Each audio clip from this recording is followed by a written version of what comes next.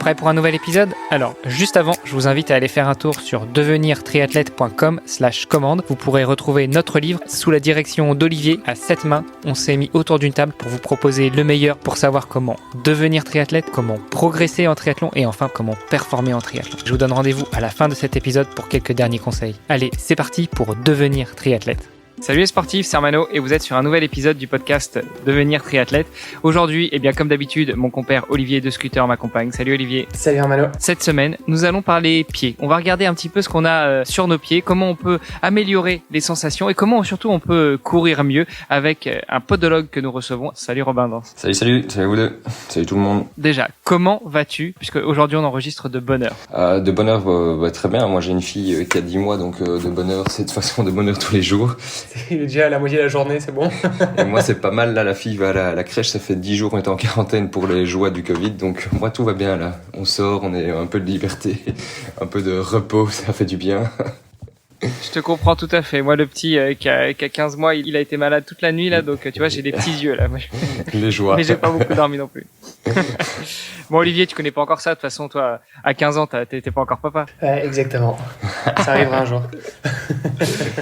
Bon, Robin, on a une tradition dans notre podcast, c'est que les premières minutes, on laisse le micro à notre invité pour se présenter. Alors, Robin, dis-nous tout. Qui es-tu ? Que fais-tu dans la vie ? Quel âge as-tu ? Et quel est ton rapport avec le sport ? C'est toujours la joie de faire ça, hein, comme toujours, j'entends dans vos podcasts, c'est toujours sympa. Je m'appelle donc Romain, je suis podologue depuis 2012, avec un attrait principalement pour tout ce qui est sportif. J'ai 33 ans. Pourquoi le sport ? Depuis toujours en fait. Depuis toujours, je suis très axé sport. Dès que je me suis de plus jeune que je me souvienne, du plus loin que je me souvienne, je jouais au foot tout le temps dans la cour de récré dès qu'on pouvait. Après, j'ai fait du hockey pendant pas mal d'années, pendant 9 ans, non plus même, oui, plus ou moins 9 ans, jusqu'à un bon niveau. Malheureusement, mes genoux m'ont rattrapé et m'ont obligé d'arrêter un petit peu le sport, parce que quand on parle à 17 ans de prothèse de genoux, à 30 ans, ça calme un peu. Donc, j'ai arrêté tout le sport et je me suis mis au scoutisme, et puis comme on a déjà discuté pas mal de fois dans vos podcasts, c'est le scoutisme qui m'a mis au vélo, avec ces fameux 24 heures vélo. Oui, c'est une institution en Belgique, surtout à Bruxelles. Et d'ailleurs, pour les auditeurs français qui nous écoutent, le hockey, c'est un peu presque un sport national en Belgique, quoi. Je sais que c'est quelque chose qui est très belge, on voit ça beaucoup moins en France, mais c'est le hockey sur gazon, et c'est vraiment une institution aussi en Belgique. Ouais, ils s'y connaissent de plus en plus, parce que beaucoup de joueurs français viennent jouer en Belgique, parce que le niveau est meilleur, et donc la France progresse quand même pas mal aussi à ce niveau-là. Donc tout doucement, ils se rendent compte que ça existe. Ouais, c'est vrai. Pour une fois qu'on est premier, on a ramené la coupe plus à la maison qu'eux. Pour une fois quelque part, ça fait du bien. Ouais. Bon, on va pas trop les chauffer, parce que sinon c'est moi qui m'en reprends. La plupart des invités en général sont français, tu vois. Donc si on part sur ce terrain-là, je risque de m'en prendre plein la gueule les prochaines fois. Maintenant, prend un servant. Ouais, puis il y a quand même un tiers de l'épisode d'aujourd'hui qui est français aussi, enfin franco-italien, donc un 6e. On va arrêter là, alors c'est mieux. On va revenir à nos moutons. Et donc du coup, après le scoutisme, donc tu t'es mis au vélo. Ouais, en touriste, à cet âge-là, on a l'impression de faire beaucoup de vélo quand on fait des sorties de 30 km. On est heureux et tout va bien. Et puis le temps passe et dans ma tête, il y avait quand même une chose qui m'intéressait, c'était la distance phare, l'Ironman qui était là dans ma tête avant mes 30 ans. Et quasi le jour de mes 29 ans, je me suis lancé, je me suis inscrit en touriste, parce que comme je disais, je faisais juste gentiment du vélo, des petites sorties de temps en temps. Je me suis dit, on va faire un Ironman, et je me suis préparé quand même intelligemment. J'ai pris un coach et j'ai travaillé comme tout le monde pour un Ironman toute une année et demie pour faire ça, pour arriver à mon premier Ironman qui était finalement qui s'est super bien passé. J'ai passé une très très bonne journée, contrairement à d'autres personnes. Moi j'en ai un très très bon souvenir. Il y a juste comme toujours une petite heure sur le marathon qui était un petit peu plus longue, mais heureusement c'était vers le milieu, entre le 20e et le 30e, donc ça passe. Puis je l'ai fini avec des très bons souvenirs. Le soir même, comme toujours, c'est non, j'arrête là, c'est fini. Le lendemain, on a déjà envie de recommencer. 3 jours après, j'étais inscrit à un autre l'année d'après. Malheureusement, ça s'est moins bien passé la deuxième fois. 3 mois plus ou moins avant mon Ironman, je me suis fait renverser par une voiture en sortie vélo, un petit frontal. Rien de méchant, finalement je m'en sors juste avec des égratignures et des points de suture au genou, donc rien de méchant, mais bon, ça casse quand même pendant quelques semaines une préparation. Et le deuxième c'est beaucoup moins bien passé, j'ai beaucoup plus marché, j'ai fait un marathon assez mauvais. Les autres ça s'est bien passé, mais le marathon était très mauvais. Et donc voilà, après je m'étais dit je vais calmer un peu le jeu. Psychologiquement j'étais quand même un peu fatigué et physiquement aussi. Et puis tout s'enchaîne, Covid, bébé, et fait que là pour l'instant c'est un peu plus à l'arrêt. Mais voilà, ça reste dans un coin de la tête et tous les objectifs sportifs vont arriver certainement. Un peu plus le trail parce que ça demande moins d'entraînement entre guillemets qu'un Ironman, et j'aime bien tout ce qui est un peu plus long vu que je suis très lent en course à pied, donc je vais chercher plus du long. Et donc il y a des objectifs qui vont arriver plus dans le trail, mais donc toujours autour du sport, ça tourne toujours autour de ça, et toute la vie professionnelle tourne aussi autour de ça au final. Donc voilà, le sport fait partie intégrante de ma vie, sauf que mon corps aime un peu moins ça, et donc je me blesse souvent. Donc peu de prévention, un peu de travail, et on arrivera à toujours s'en sortir, à mon avis. Bah, heureusement, tu t'y connais justement un petit peu dans le sujet, donc j'imagine que ça doit aider. Oui et non. L'adage, c'est faites ce que je dis, pas ce que je fais, comme beaucoup de professionnels de la santé. Le cordonnier va chausser, on s'écoute un peu moins, tout à fait. Donc voilà, il faut juste appliquer ce que je dis, mais c'est pas toujours évident. On se croit toujours plus fort en connaissant un peu les choses, mais malheureusement pas du tout. C'est vrai que mon kiné, c'est quand même le premier à me dire ouais non mais en fait moi je m'étire jamais. Tu vois. Donc, à chaque fois j'en prends plein la gueule parce qu'il me dit non mais il faut que tu t'étires, c'est débile, arrête de faire le con, étire-toi. Et mais lui-même me dit non mais en fait je t'avoue que moi je le fais pas, mais donc On est tous les mêmes. Ouais c'est ça. Et t'as dit que t'as fait 2 Ironman, c'était lesquels? J'ai fait Vichy et Hambourg. Ok. Et une préférence, je veux dire en termes de parcours et d'orga, tout ça? Facilement, Hambourg était beaucoup moins joli. Au niveau vélo, franchement c'était pas dingue comme parcours, je trouvais. Pourtant, Hambourg, c'est une belle ville, mais après, les environs, c'est peut-être moins... Ouais, c'était pas... Ouais, la ville était mignonne, mais on n'a pas beaucoup vu la ville. Ouais, 180 bornes, tu tournes pas autour de la ville. Hein. Non, tu tournes pas autour de la ville. Et c'était pas hyper beau, mais assez roulant. Vichy, ouais, comme je disais, j'ai fait l'ancien parcours. C'était avant qu'il change, donc c'est la version un peu plus plate, entre guillemets, que 1200 de dénivelé positif par rapport à ce qu'il y a maintenant, où on est... Ils ont quand même bien augmenté, qui doit être très joli parce que le parcours est très joli et l'ambiance était bien meilleure à Vichy. On voit que tout est sur un week-end. Demi et full le même week-end, ça joue pas mal pour l'ambiance, c'est très chouette. Donc j'ai un très bon souvenir. Puis c'est le premier aussi, je me suis bien amusé. Le deuxième, j'ai eu plus de problèmes, donc évidemment on le vit différemment et on le ressent différemment aussi, au niveau de l'ambiance à mon avis. Ok. Bon, tu disais que tu voulais t'orienter un peu plus dans l'ultra, mais puis forcément l'Ironman. Bon, bah avec ta petite puce qui est née il y a 10 mois, t'inquiète que tu vas partir sur l'ultra, il y a pas de problème. Ça va être un ultra long pendant une vingtaine d'années. Oui, ça c'est ce que je disais, c'est le plus gros long travail qui nous reste, le plus gros aspect sportif, mais ça va, je me suis fait plaisir, j'ai acheté le petit cruiser pour aller courir avec elle, au moins je peux m'amuser un petit peu quand elle est un peu plus pénible ou un peu plus fatiguée, je rentabilise le temps. Faudrait qu'on se fasse un épisode un jour sur les poussettes sportives.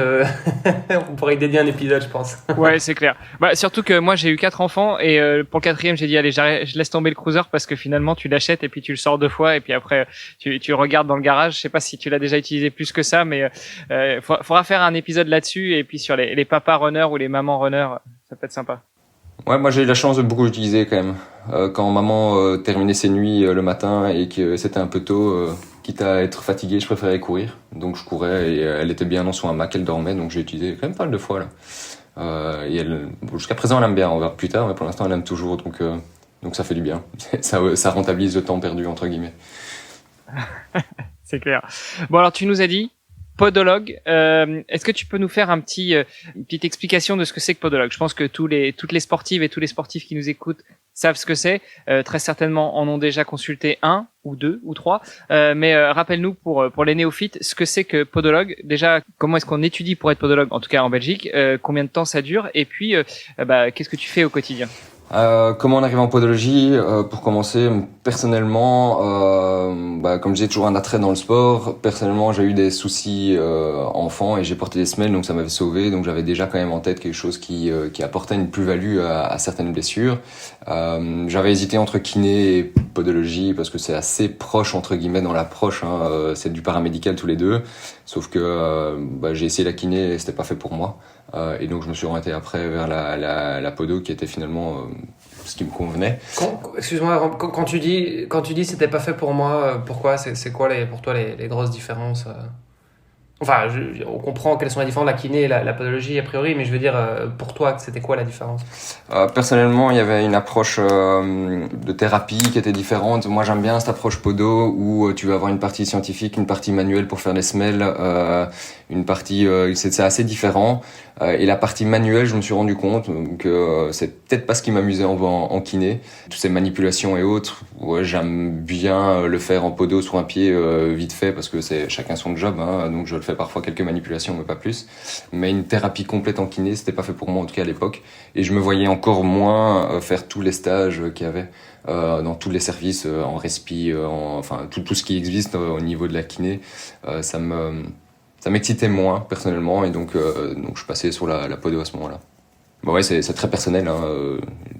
Ça restait la kiné pour moi, comme beaucoup de gens quand ils commencent les études de kiné, c'est la kiné sportive. Il existe que ça et les autres on connaît, mais on n'a pas du tout envie d'y toucher parce que tout ce qui est trauma et autres c'est chouette, mais sauf que dans le cursus évidemment on voit tout et ça m'excitait moins de faire ces stages et autres, donc j'ai bifurqué un petit peu vers la podo, qui est un cursus très semblable au final. Dans la formation, je sais en kiné en tout cas, t'es amené à faire des dissections, des trucs comme ça. C'est le cas aussi en podologie, t'as fait ça aussi? En kiné, t'as des dissections, mais que quand tu fais à l'UNIF en Belgique. T'as pas ça en question. Haute école, t'as très peu. J'ai fait en première kiné, on a fait, mais c'était sur des rats.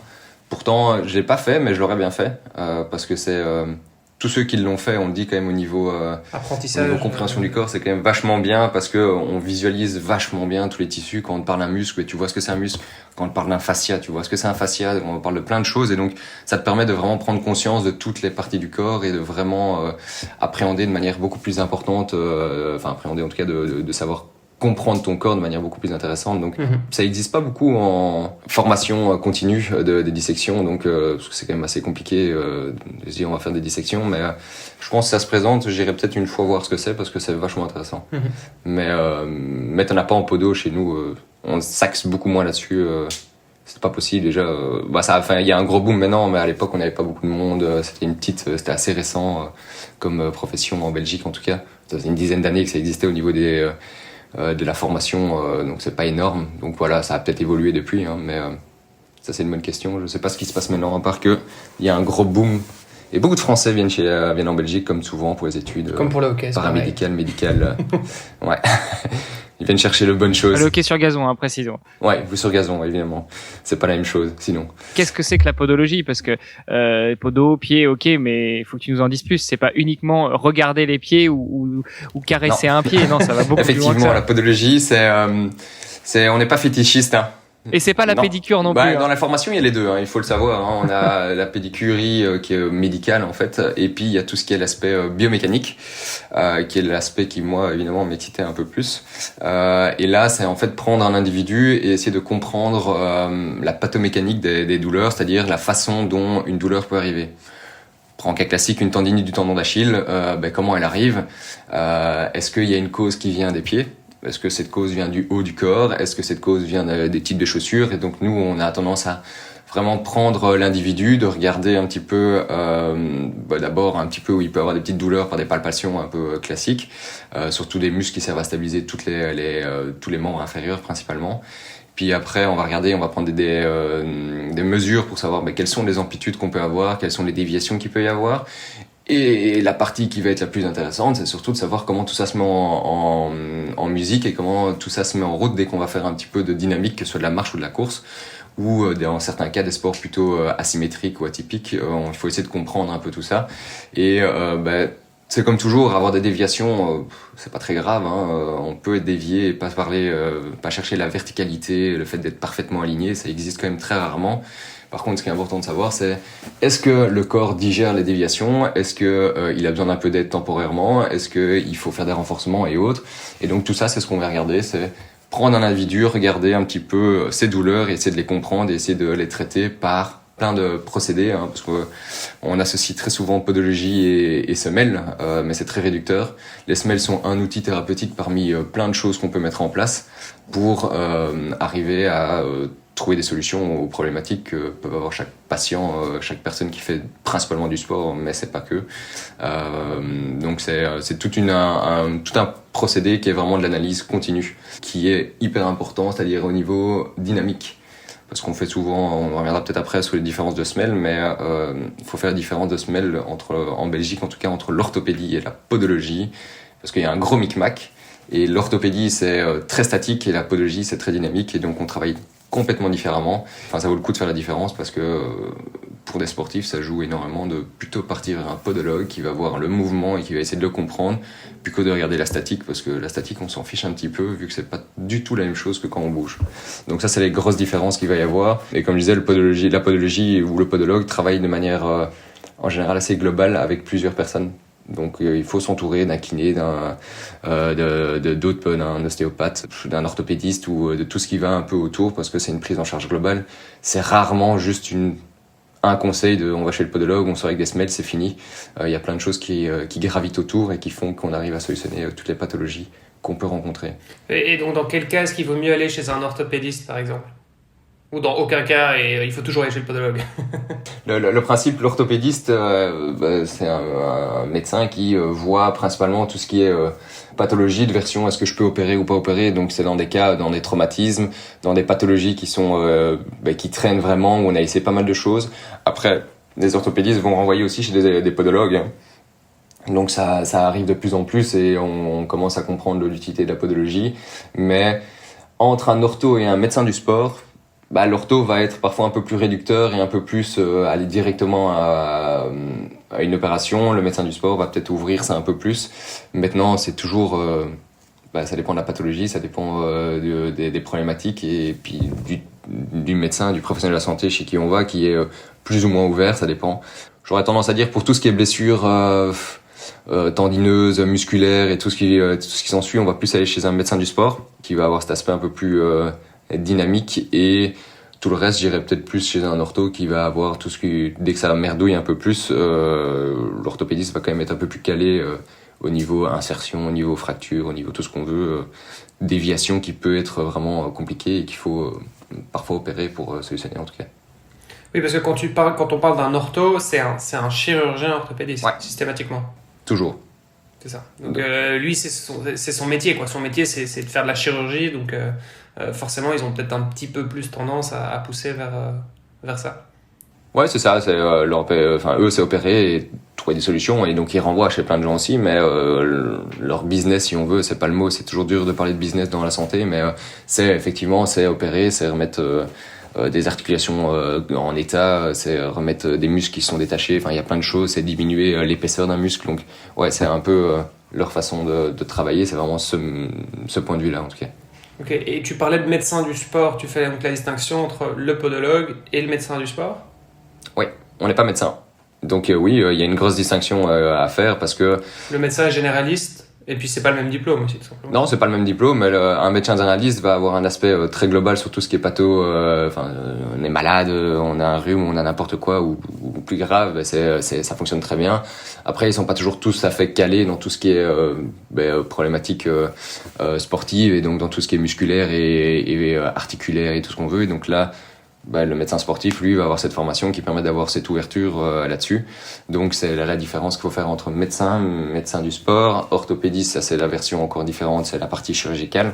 Mais donc c'est ça les différences entre les trois. Et nous aussi, on en voit souvent chez d'autres personnes quand il faut faire des examens complémentaires, parce qu'on n'est pas médecin, donc on peut rien prescrire en Belgique. En France non plus d'ailleurs. Okay. Et alors pour compléter, parce que tu parlais aussi de pédicure tout à l'heure, bon alors il y a la pédicure, je sais pas, tu vas te refaire tes ongles par exemple, enfin c'est peut-être quelque chose d'un peu plus féminin, mais pourquoi pas pour les hommes. Mais donc il y a le côté pédicure esthétique, mais il y a aussi un côté soin. Ouais. On apprend en fait nous effectivement en podologie, on sait effectivement couper des ongles comme une pédicure, sauf que c'est plutôt tout ce qui est soin. Donc si on va prendre au point de vue sportif des ongles incarnés, des ongles bleus, si on va prendre sur les trails et autres, quand on voit il y a souvent des podos qui sont là pour toutes les grosses ampoules, les grosses affections de peau qui sont dues à mauvaises chaussettes, mauvais produits utilisés ou la peau dit juste stop à ce moment-là. Et donc là, c'est des soins qui sont vraiment plus poussés et qui sont... c'est des interventions, c'est pas chirurgical, mais c'est des interventions un petit peu plus poussées qu'une simple coupe d'ongle. Et puis, c'est très bien, on lime un petit peu et ça suffit. Donc c'est ça la différence. Et dans la formation, là, après, on peut tout faire ou choisir. Ça, c'est chacun a ses préférences. D'accord, donc ok, mais ça fait déjà pas mal de disciplines. Et alors, et à côté de ça, il y a, j'imagine, les esthéticiens ou esthéticiennes. Et ça, c'est encore un truc à part. Enfin, ça n'a rien à voir avec. Ou bien il y a des gens qui font ce type de formation pour faire de l'esthétique. Non, personne qui fait de l'esthétique en podologie. Il y en a qui font des soins et qui prennent de tout et qui font des simples coups d'ongles en tant que podologue, mais en général, c'est un peu plus poussé. Et l'esthétique, c'est bien à côté. Et il faut aussi, ça fait beaucoup de choses, mais il faut aussi différencier les pédicures médicales qui sont encore différentes de la podologie. Pédicure médicale, c'est une esthéticienne qui fait une formation et qui veut un peu plus médicale, mais qui n'a pas le backup que peuvent avoir des podos au niveau vraiment affection de peau et problématiques qu'il peut y avoir. Donc c'est un peu différent encore. Ok. Donc il y a un beau micmac qui se fait. Non, parce que je pense que dans Enfin, pour la plupart des gens, tu leur parles de pédicure, je pense qu'ils ont plutôt en tête justement l'esthéticienne qui va aller faire les ongles ou quoi. Enfin, tu vois, j'ai l'impression en tout cas, c'est à ça que pensent les gens en général. Ouais, mais ça, il y a un peu les deux. Non, à tort, mais c'est juste que ça dépend. Je dirais toujours, moi, il n'y a pas de problème particulier chez une esthéticienne qui sait où elle doit s'arrêter, et c'est très bien. Il y a un peu plus de soucis, on parle des ongles incarnés. Il y a des esthéticiennes qui le font bien et d'autres qui le font beaucoup moins bien, et donc voilà, réel problème, vaut mieux au moins une fois passer chez un podo qui fait des soins pour voir un peu ce qu'il en est et pas avoir trop de problématiques. Et après, si c'est un simple soin, on peut retourner chez une esthéticienne, mais c'est un peu tout ça. Ok, bon bah c'est intéressant en tout cas, ça méritait d'éclaircir un petit peu, je dirais, toutes ces différentes dénominations. On va peut-être faire un schéma explicatif avec les grandes différences. Et il faudrait qu'on revienne aussi après sur le trail et sur les pertes d'ongles. Moi, c'est un truc qui me fout un peu les boules. J'ai jamais perdu un ongle suite à une grosse course ou quoi. Après, je fais pas non plus de l'ultra trail de malade. Est-ce que c'est possible de faire de l'ultra trail sans perdre ses ongles déjà et qu'est-ce qu'on fait pour éviter? Enfin, tu vois, en grande partie, les problèmes d'ongles comme ça sont dus à des micro-traumatismes répétés. Donc c'est un peu, si tu prends, je sais pas, tu sautes dans un mur, bah, tu peux avoir un ongle bleu. Si maintenant tu fais des tout petits coups qui sont répétés, bah, ton ongle va fatiguer, et donc c'est le même principe. Donc bah, comment t'évites? Bah, t'évites principalement en achetant une chaussure à ta pointure, voire comme toujours un peu plus grande. On prend normalement, alors on va parler à une pointure et demie, généralement plus en course à pied, parfois plus en trail. Si on prend des ultra-trailers, tu peux prendre jusqu'à deux pointures et demie en plus. Ça dépend des modèles, ça dépend de plein de choses. 2 pointures et demie, c'est énorme, quoi. Ouais, je sais plus c'était quoi les différences, mais François Dan, il avait quand même, je crois, 2 pointures et demie en plus sur ses ultras en plus. Bon, après, c'est François Dan, il a ses chaussures sur mesure de chez Salomon, donc c'est encore différent. Mais il a bien d'espace devant. La seule chose, tu pourrais courir avec rien devant ou avec 50 pointures plus grandes devant. La seule chose, c'est qu'il faut lever un peu plus les pieds et prendre l'habitude, parce qu'évidemment c'est plus long, donc tu risques plus vite de cogner. Mais je casse un mythe aussi. C'est pas parce qu'on fait des longues distances que les pieds s'agrandissent. Parfois on l'entend, c'est faux. Les pieds s'élargissent, ils gonflent, mais ça ne grandit pas. Donc c'est pas parce qu'on fait de la longue distance que tout d'un coup on va prendre une pointure. Et donc c'est principalement, si on a nos ongles bleus, c'est laisser de la place devant. Bien serrer le pied. Il y a des types de lassages qui permettent d'attacher un peu plus l'arrière-pied, qui permettent de le maintenir un peu plus, et donc ça bouge un peu moins sans devoir cadenasser ton pied et le saucissonner. Et puis il y a la pointure qui doit être suffisamment grande, l'espace que tu dois laisser dans tes chaussures, donc la largeur et tout ce qu'on veut. Donc voilà, il y a pas mal de petits tips qu'on peut faire, mais on peut faire des ultra trails sans aucun problème d'ongles, comme on peut en avoir. Ça c'est propre à chacun. Et le problème, c'est qu'un ongle qui est un petit peu abîmé, il n'oublie jamais rien. Le corps se souvient de beaucoup de choses, et donc il restera souvent un peu plus fragile aussi dans le temps, et donc il peut malheureusement plus facilement devenir bleu si on a 2, 3, 4, mais ça c'est vite. Ça c'est vite. Ça, c'est vrai parce que moi, j'ai perdu un ongle un jour, mais une connerie, une porte qui s'est refermée sur mon doigt. Et, enfin, voilà, je passe les détails, mais c'est vrai que du coup, mon ongle a repoussé par en dessous, mais c'est plus du tout le même, quoi. C'est pas aussi, tu vois tu sens que c'est un peu plus fragile, c'est plus la même chose, quoi. En fait, c'est surtout une question de matrice. Si maintenant tu viens abîmer un peu ta matrice, par un gros choc ou n'importe quoi, ta matrice va produire ton ongle, mais si elle est un petit peu abîmée, elle va plus le produire comme tu l'avais fait avant. Et c'est irréversible, c'est-à-dire qu'on peut pas dire on va mettre un produit ou autre, ça va travailler mieux. Non, dès qu'il va repousser, il va repousser un petit peu différemment. Il faut vivre avec, c'est pas très grave. Maintenant, ongle bleu, faut essayer toujours mieux de le vider vraiment le plus rapidement possible, d'enlever le sang avant qu'il sèche, ce qui permet de garder l'ongle plus attaché et il y a plus de chances qu'il tienne. Et ça, tu le fais, soit un professionnel de la santé le fait, soit à l'ancienne, si on est tout seul au milieu des bois, une aiguille que tu chauffes et tu viens juste percer l'ongle pour vider bien le sang. Ça fonctionne bien. Alors je l'ai déjà fait, ça fait mal, c'est pas super agréable. Et puis alors c'est souvent, il paraît-il, plus fréquent chez les hommes que chez les femmes, mais quand tu supportes pas trop les piqûres, t'as vite tendance à tourner. C'est possible, ouais, il faut s'arrêter au bon endroit. Hein. Il faut pas appuyer, il faut pas enfoncer la moitié de l'aiguille dans l'orteil, mais ça fonctionne bien et ça soulage tout de suite. Hein. Ça peut sauver. On va prendre des randos ou des longues sorties, ça peut les sauver. Après, en ultra trail, normalement, si c'est le cas, il y a quand même l'organisation prévoit souvent des gens qui peuvent le faire. Donc ça marche mieux parce qu'on ne doit pas le faire nous-mêmes et c'est plus facile. On n'est pas obligé de regarder. Mais c'est vraiment intéressant de connaître cette petite astuce en tout cas. Moi, j'ai beaucoup de mal. Hein. Enfin, je fais des grimaces là, mais parce que c'est le genre de truc. Moi, les ongles qui se retournent, les trucs, ça me dégoûte un peu. Et donc, c'est vrai que rien que cette idée à l'aiguille, voilà. Si tu te lances dans l'ultra trail, dans ton sac, il faut que tu mettes une aiguille et un briquet comme ça. Ouais, non, mais tu vois là tout de suite, tu m'as un peu refroidi là. Je crois que je vais rester sur le triathlon pendant un moment. Ou le vélo, tu vois, c'est bien le vélo. Ouais, le vélo, ouais. C'est vrai que quand on tombe en vélo, on fait pas tout. Ouais, à la limite, je préfère une bonne chute à vélo, tu vois. Et est-ce que c'est lié à la, je sais pas, à ta santé? Enfin, tu vois, souvent on dit que des ongles cassants, c'est parce que t'as pas pris assez de vitamine B ou du fer, du magnésium. Enfin, je sais pas. Alors, tu me diras c'est quoi exactement. Mais est-ce que du coup c'est lié à ça, peut-être à l'alimentation aussi?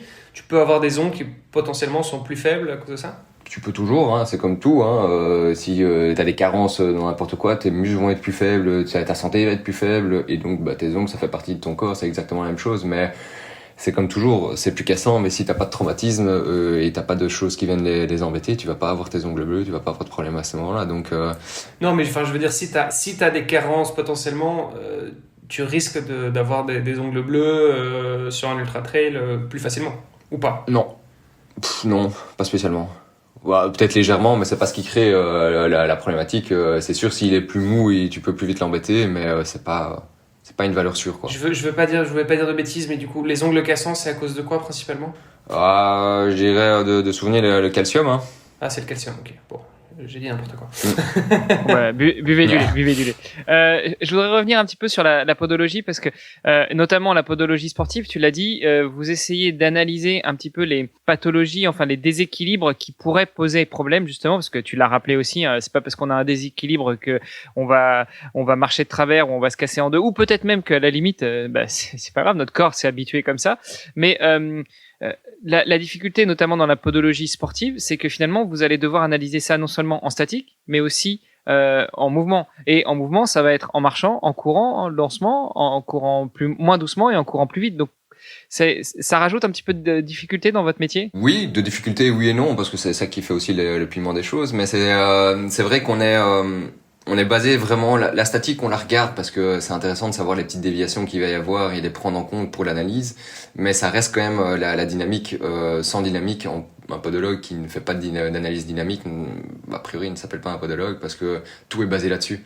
Tout est basé sur l'analyse du mouvement et effectivement, tu l'as bien dit, c'est juste essayer de voir si le mouvement qui est créé, les déviations qui sont présentes, est-ce qu'elles créent un problème ou pas, et pas juste dire on a les pieds plats, attention, on va devoir porter des semelles et on se blesse à cause des pieds plats. Un pied plat, ça veut rien dire. Déjà, est-ce qu'on est caucasien, africain? Les Africains ont souvent un pied un peu plus de type un peu plus plat. C'est comme ça, c'est physiologique, c'est génétique. Mais est-ce que c'est problématique? Bah non, on peut être champion du monde de marathon avec un pied plat, ça pose aucun souci. Si on parle de triathlon, un de ceux qui a une pronation, parce que c'est le mot que tous les coureurs aiment bien citer, donc le mouvement du pied qui s'affaisse un peu vers l'intérieur. Un triathlète qui est pas trop mauvais a priori et qui a une pronation très très importante, on peut le nommer, c'est Vincent Louis. A priori il sait courir, pourtant ses pieds, quand on les voit, on a la moitié des gens peuvent se dire il va se casser quelque chose. Ben non, il est habitué, il est entraîné, il est renforcé, il fait des exercices pour que il puisse utiliser ses pieds sans problème, et force est de constater qu'il arrive quand même plus ou moins à performer avec ses déviations. Donc c'est pour ça que prendre une déviation, ça veut rien dire, c'est juste l'analyser et comprendre. Il faut essayer de toujours remettre ça dans le contexte et remettre ça un petit peu dans ce qu'on fait. Et tu parlais par exemple de la course à pied plutôt lente ou plutôt rapide. On va prendre un cas qui est quand même assez fréquent, c'est on arrive dans cette période ici hivernale. Qu'est-ce qu'on fait? C'est la période où on travaille le fond, principalement parce que c'est souvent à ce moment-là qu'on le fait. Mais qu'est-ce qu'on fait? On va courir plus lentement parce qu'il faut écouter son cœur, et donc on va courir avec des battements plus bas, donc on va courir plus lentement. Et à ce moment-là, on perd notre technique. Et donc on se blesse un peu parce que notre technique dynamique qu'on va avoir quand on va courir en vitesse course ou un peu plus haut au niveau des pulses, elle est plus stable, elle est plus correcte pour le corps. Et puis dès qu'on va passer sur du lent, on pense plus à rien parce qu'on s'embête, parce que c'est lent, et on court complètement différemment, et là on vient se blesser. Et donc c'est pas une problématique de déviation haute, c'est juste la technique qui vient se perdre un petit peu, et donc il faut juste retravailler un peu cette technique même quand on court lentement pour pas se blesser. Donc c'est pour ça qu'il faut analyser effectivement en fonction du cas, ce qui fait la course lente ou rapide entre guillemets, le type de chaussures qu'on vient mettre en fonction des chaussures de trail, des chaussures de route, des chaussures de tri et autres. Donc c'est un peu un ensemble. Donc oui, c'est une complexité, mais c'est ce qui fait tout son charme aussi, et d'avoir des constellations qui se ressemblent pas du tout d'une personne à l'autre. Sinon ce serait toujours la même chose. Ce serait quand même assez dommage de se dire voilà. Toi, tu viens, tu appliques ces deux trois petites techniques, et puis on n'en parle plus. Non, chacun est différent, chacun adapte en fonction de sa morphologie et de sa façon de courir, et donc il faut toujours chercher un petit peu. Et quand tu parles de technique en course lente, ça ressemble à quoi? Logiquement, ta technique en course lente est la même que la technique en course vitesse course ou vitesse rapide ou n'importe quoi. Sauf que au plus. Ah, donc c'est style les éducatifs, hein, quand tu fais, enfin c'est les trucs que tu fais en échauffement, quoi, je veux dire, avant ton... C'est ça que t'appelles la technique? C'est les talons aux fesses, lever les genoux... Ouais, c'est penser à toutes tes techniques classiques. Alors, on est d'accord que à partir du moment où tu vas aller plus lentement, tu vas quand même avoir une technique qui sera moins dynamique que si tu vas faire un sprint, et il n'y a pas de secret. Mais tu dois garder une certaine logique, et donc si ton pied est dynamique quand tu cours de manière en vitesse course, il doit être aussi un minimum dynamique quand tu vas être en vitesse en EDB, endurance de base, et elle est d'autant plus dynamique quand tu dois être en sprint. Mais tu peux pas passer du tout au tout, et de passer d'une technique où t'es bien gainé, t'es bien aligné, à un légume qui court ou un spaghetti qui court et qui va dans tous les sens. C'est là que tu vas te blesser, et c'est principalement une des grandes causes de blessures chez beaucoup de gens qui ont dit c'est vrai, je viens de passer dans une période, mon coach m'a dit de courir plus lentement, et ça coïncide parfaitement avec le moment où j'ai commencé à avoir des gênes, des douleurs. C'est juste que ils ont juste changé un peu leur technique. Donc il faut essayer de garder un espèce de parallèle, mais si on prend la fréquence de pas, tu vas quand même perdre une dizaine de pourcents quand tu vas courir plus lentement que si tu vas en vitesse de course. C'est logique, tu peux pas être exactement le même à 100%, mais tu dois essayer de t'en rapprocher et d'essayer de garder une certaine structure et une certaine logique dans la chose, en tout cas. Et un truc pour ça que m'a toujours dit mon entraîneur, c'est que finalement, toutes les techniques de course, tous les exercices, toutes les gammes, enfin appelons-les comme on veut, et déjà on les fait à vitesse lente, parce que effectivement, pour pouvoir imprégner le mouvement, pour pouvoir intégrer le mouvement, il y a rien de mieux que de le faire lentement, et comme ça, t'accélères un petit peu le rythme, et tu vas acquérir cette technique de course. Et puis ça t'évitera effectivement d'avoir une technique de course à vitesse rapide, et puis une technique de course plus dégradée ou même peut-être plus attentionnée à vitesse lente plutôt qu'à d'autres allures. Et tu l'as dit aussi tout à l'heure, ça va changer suivant le type de terrain, le type de chaussures, le type de distance, etc. Comment est-ce que vous faites, vous les podologues, pour évaluer tout ça? Parce que quand tu as un rendez-vous avec un patient, d'ailleurs on dit un patient ou un client? Un patient? Patient, client, c'est au Québec. Ok. Donc quand tu as rendez-vous avec un patient, bah tu l'as pas pendant 3 heures, tu vas pas le faire courir pendant 3 heures sur un tapis et puis tu vas pas lui faire changer de chaussures à chaque fois. Donc comment est-ce que vous arrivez à évaluer tout ça et comment est-ce que par exemple pour les semelles, tu vas réussir à faire des semelles plutôt pour des chaussures de trail et puis plutôt des semelles pour des chaussures de route parce que dans 3 mois il y a un marathon et puis dans 6 mois il y a un ultra trail. Il y a toujours la question effectivement, c'est qu'on voit un patient pendant 1 heure. Enfin, en tout cas, moi, c'est une première consultation, c'est 1 heure. Il y a une analyse qui est sur tapis parce que c'est le plus facile d'analyser. Et puis, il y a une redondance qui est plus facile pour pouvoir comprendre le mouvement. Parfois, ce qui est intéressant, c'est si la pathologie arrive, que ce soit en trail ou autre, mais après X temps, mais dire au patient, on se voit ok, mais on se voit aller courir 1 heure avant et on se voit après parce que la fatigue musculaire va s'installer et donc on sait que ça arrive à ce moment. Il y a plus de déviations qui peuvent arriver à ce moment-là et on peut avoir une personne qui court super bien la première demi-heure, 3/4 d'heure et puis après 1 heure, ça se dégrade complètement parce qu'il fatigue.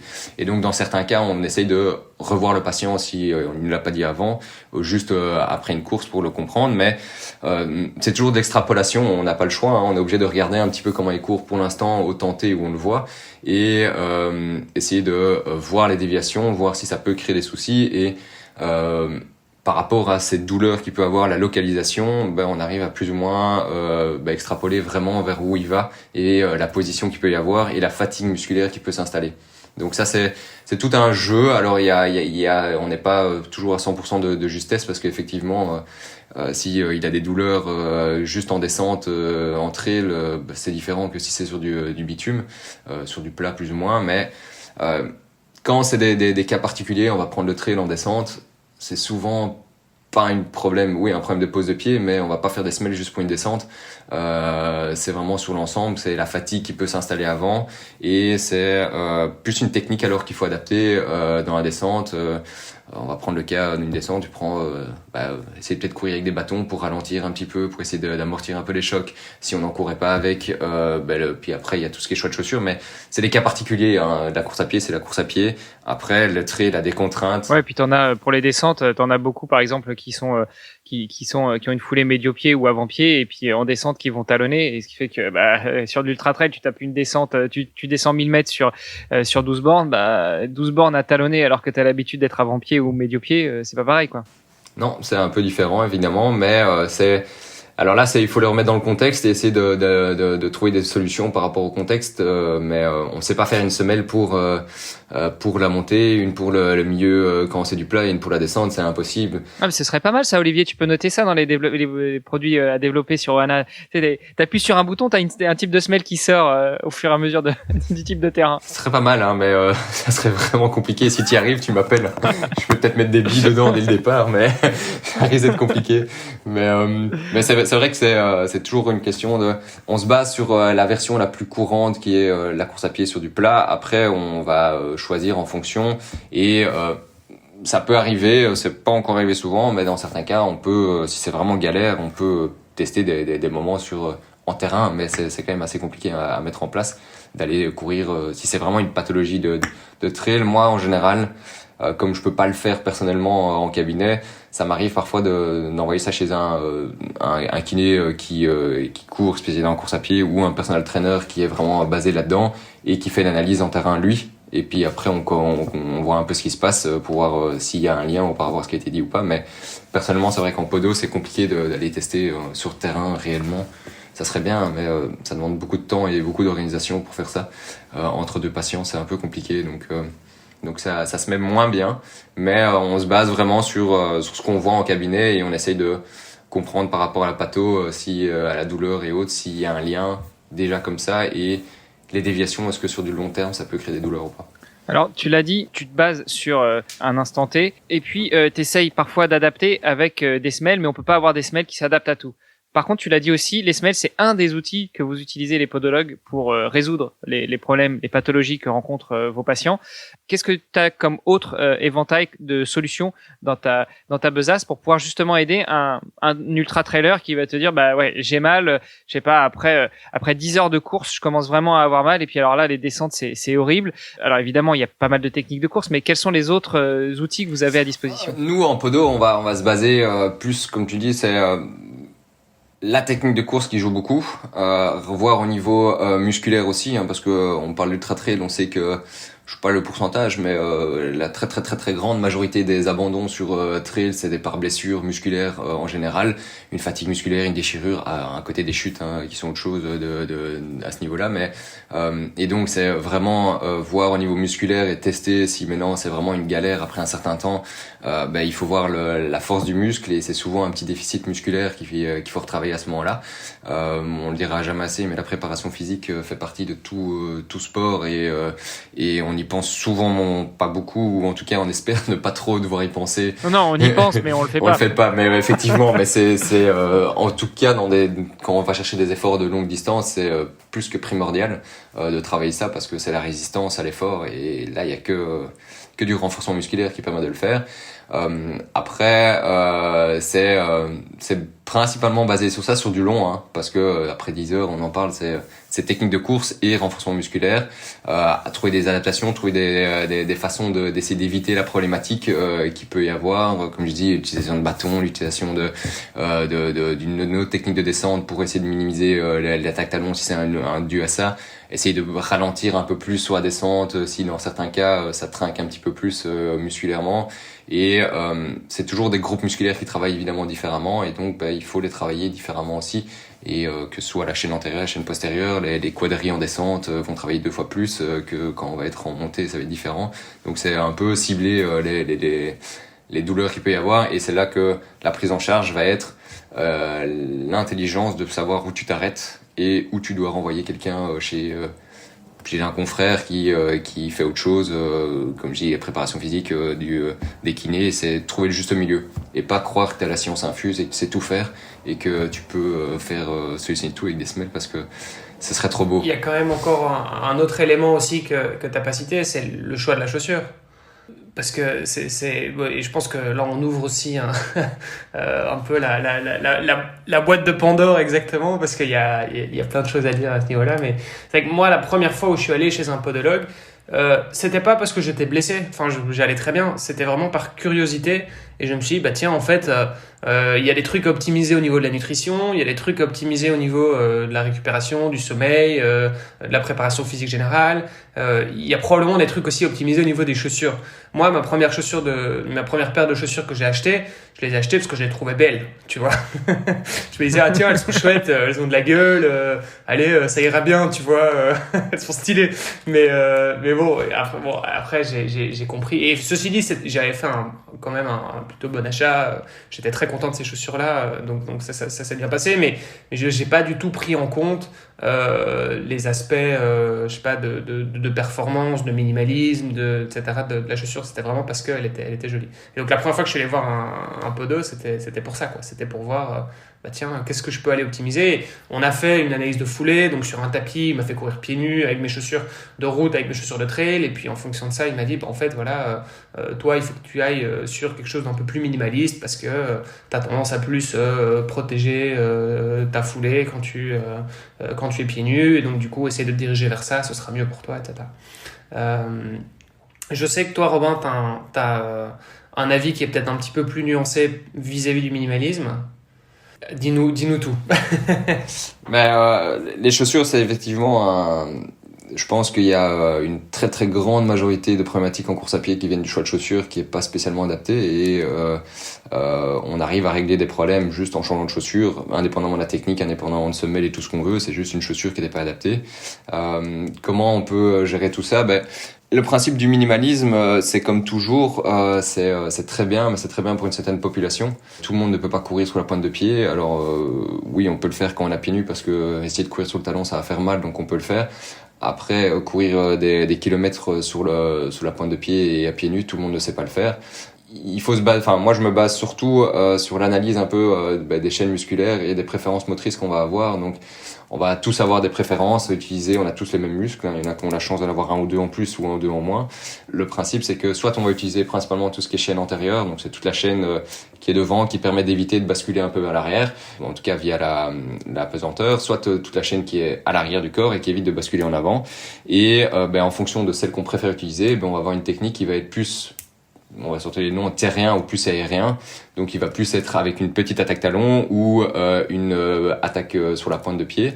Ce qui est certain, c'est que quoi qu'il arrive, les extrêmes sont rarement bons. Alors ça correspond à certaines populations, des personnes qui savent courir comme des danseuses étoiles ou qui savent courir avec une énorme attaque talon et qu'il faut pas trop changer parce que c'est pour eux c'est bien. C'est souvent essayer de trouver le juste milieu entre ton attaque talon qui doit être présente mais qui doit pas être très forte, qui fait partie du déroulé, que tu as besoin d'avoir un peu de mouvement, de fluidité dans ton pied, ou tout ce qui est un petit peu plus rigide et courir sur la pointe de pied ou l'avant-pied en tout cas, et d'être beaucoup plus rebondissant. Donc c'est une question un peu toujours d'analyser et de voir quelle préférence motrice tu vas avoir et quelle façon ton corps préfère de courir, et on est tous différents. Et donc avoir un monoschéma, je trouve ça toujours un peu réducteur, parce que quand on regarde partout dans tous les sports, ça serait trop facile de se dire le geste parfait c'est ça. Après, un geste parfait est fait pour l'adapter en fonction de soi, et donc on va avoir des gestes qui sont propres à soi. Et en chaussures de jogging, on va dire plus terrien, on va avoir une petite attaque talon. Alors c'est pas parce que je dis qu'il y a une attaque talon qu'il faut mettre 10 cm de talon de mousse sur le talon non plus, hein. Il faut trouver un juste milieu, et de nouveau les chaussures de jogging il y a un sacré business derrière, et donc ils inventent plein de choses pour pouvoir vendre des chaussures qui sont pas toujours utiles, hein. Mais chez certaines personnes, le fait de courir sur le talon fait partie de leur façon de faire, et dès qu'on passe sur l'avant-pied, ils vont se blesser. Alors on sait le faire, hein.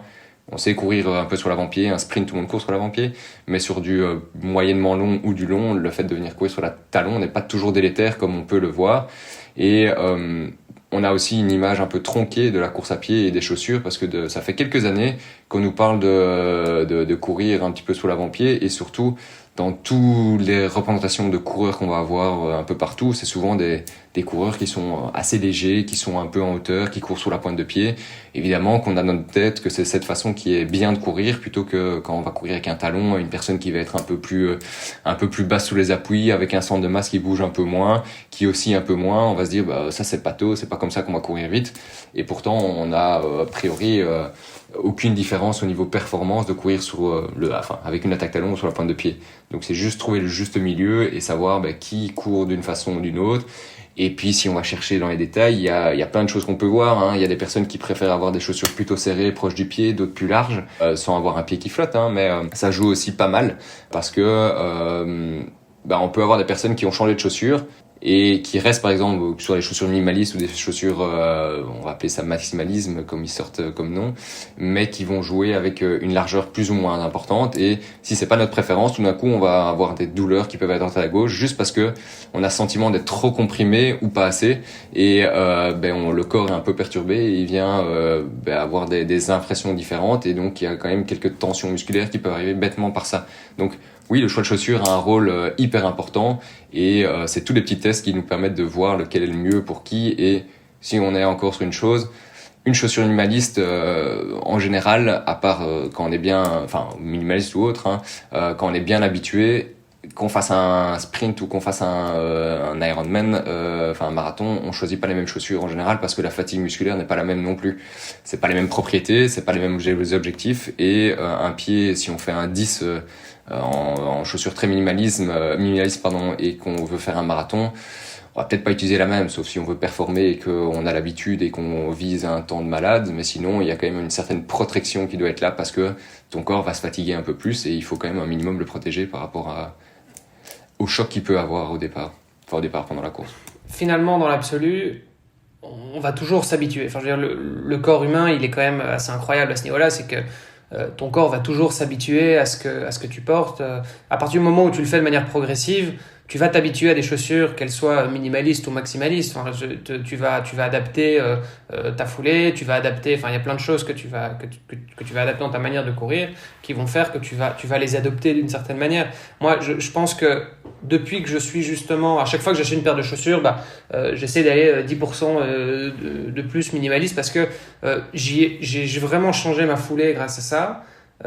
Et moi j'y ai gagné. Je dis pas que c'est bon pour tout le monde, mais en tout cas moi je trouve ça beaucoup plus agréable et je me blesse beaucoup moins. Enfin moi il y a quelques années, alors que je courais pas encore, enfin je courais quasiment pas, j'avais tout le temps mal au genou quoi. J'ai commencé justement à faire un peu plus de vitesse et aller vers le minimalisme, et c'est des choses qui m'ont beaucoup aidé parce que je pense que mon corps aussi s'est un peu habitué à ça de fil en aiguille. Et j'ai l'impression qu'aujourd'hui, avec le minimalisme, je suis devenu beaucoup plus supinateur. Donc, à l'inverse de la pronation, où on a plutôt les pieds et les genoux qui vont vers l'intérieur, moi, c'est plutôt l'extérieur en fait de la chaussure qui va venir toucher en premier. Et c'est assez impressionnant parce que si je regarde mes chaussures avec lesquelles je cours depuis un petit moment, on va voir que tout le côté extérieur est complètement limé, quoi. Donc c'est assez impressionnant. Et pourtant, comme tu le disais tout à l'heure, c'est le cas de Vincent Louis dans l'autre sens avec la pronation, c'est qu'il court très bien comme ça et ça lui va et il n'y a pas besoin de le corriger. Et moi, j'ai l'impression que c'est un peu pareil. Je me compare pas du tout à Vincent Louis, mais ce que je veux dire, c'est que cette supination, tu vois, je la vis très bien. Donc le corps s'habitue. T'es d'accord avec cette théorie ou pas? Le corps s'adapte, oui. Après, le corps s'adapte à ce que tu lui imposes. Maintenant, est-ce que il va devoir s'adapter de manière vraiment forte, et c'est un peu contre nature, mais il va pouvoir le faire et donc ça va tenir un certain temps. Alors de nouveau, personne n'a une petite boule de cristal et peut dire si tu cours comme ça dans 6 mois t'es blessé, ça serait très beau, mais personne ne sait faire ça. Tu peux dire pas un pourcentage, mais dire il y a des chances que, mais c'est tout. Le corps s'adapte, mais parfois c'est bien d'aller dans le bon sens. Et tu parlais de tes douleurs de genoux.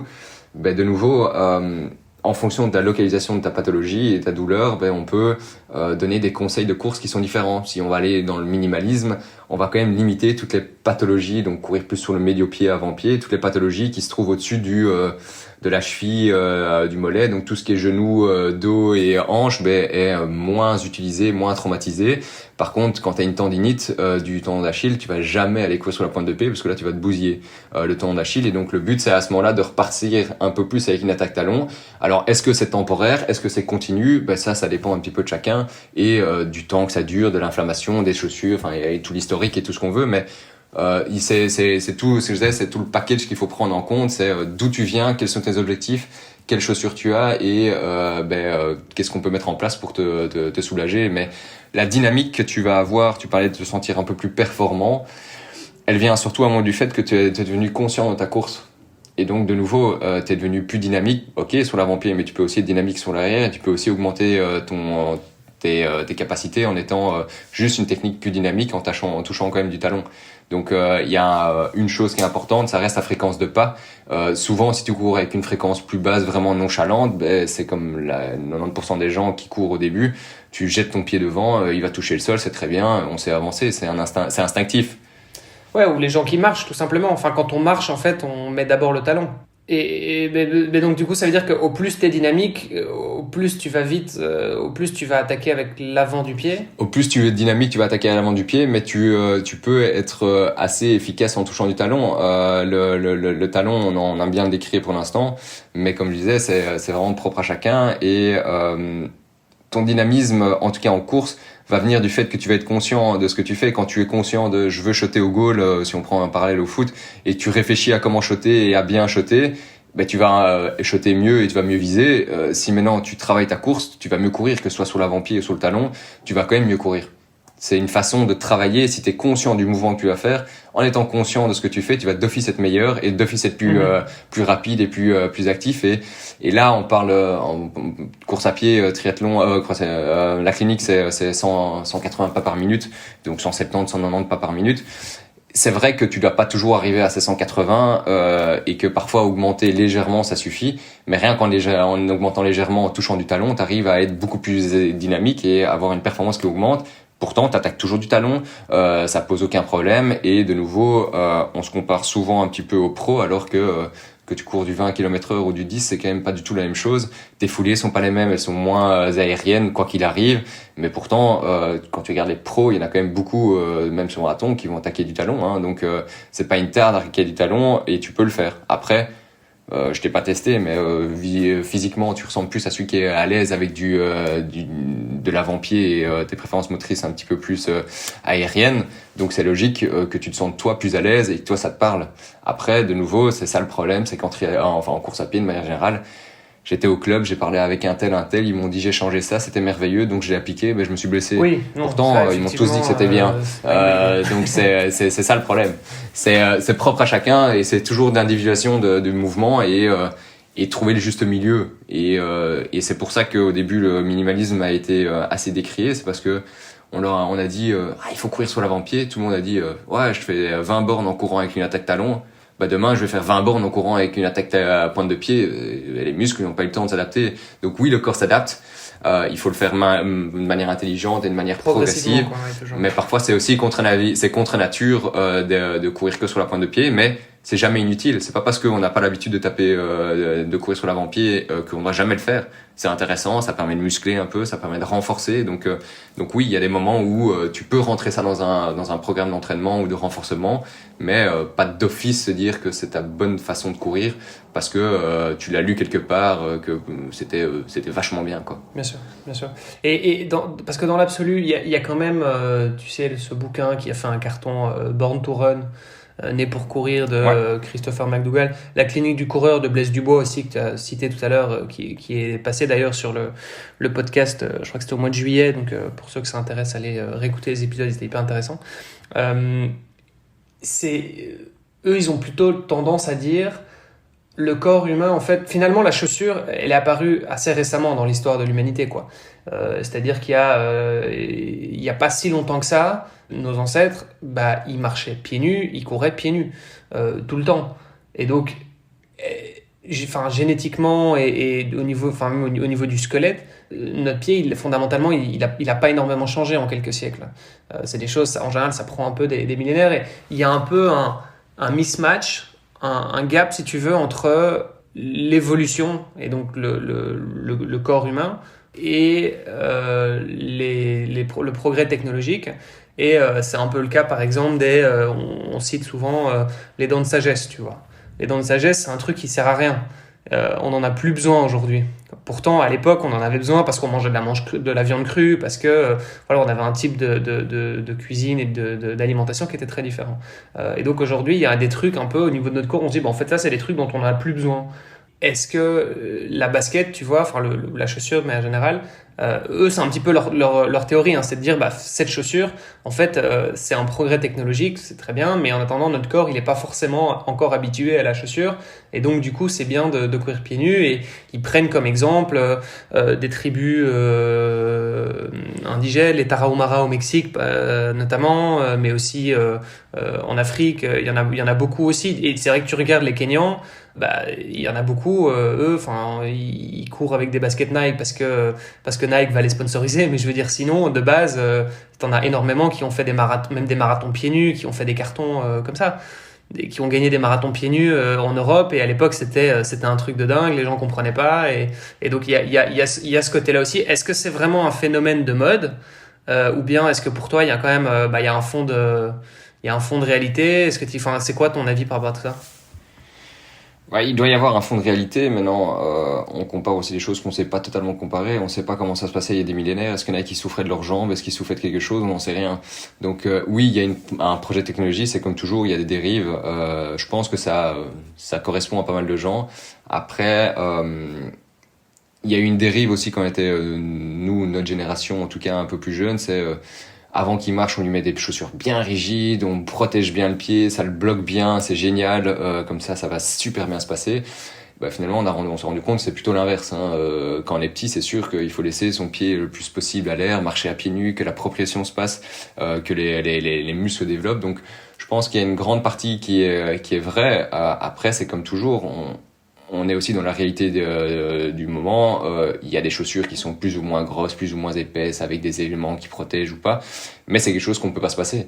On ne devrait plus marcher à pieds nus. Et là, en hiver, c'est pas possible. Même s'il y en a qui le font, c'est quand même plutôt rare. Et donc, ça fait partie des projets, des progrès, qui sont utiles. Pour moi, qui aident quand même pas mal de gens aussi, parce qu'il y a des pathologies qui ont besoin d'avoir des chaussures.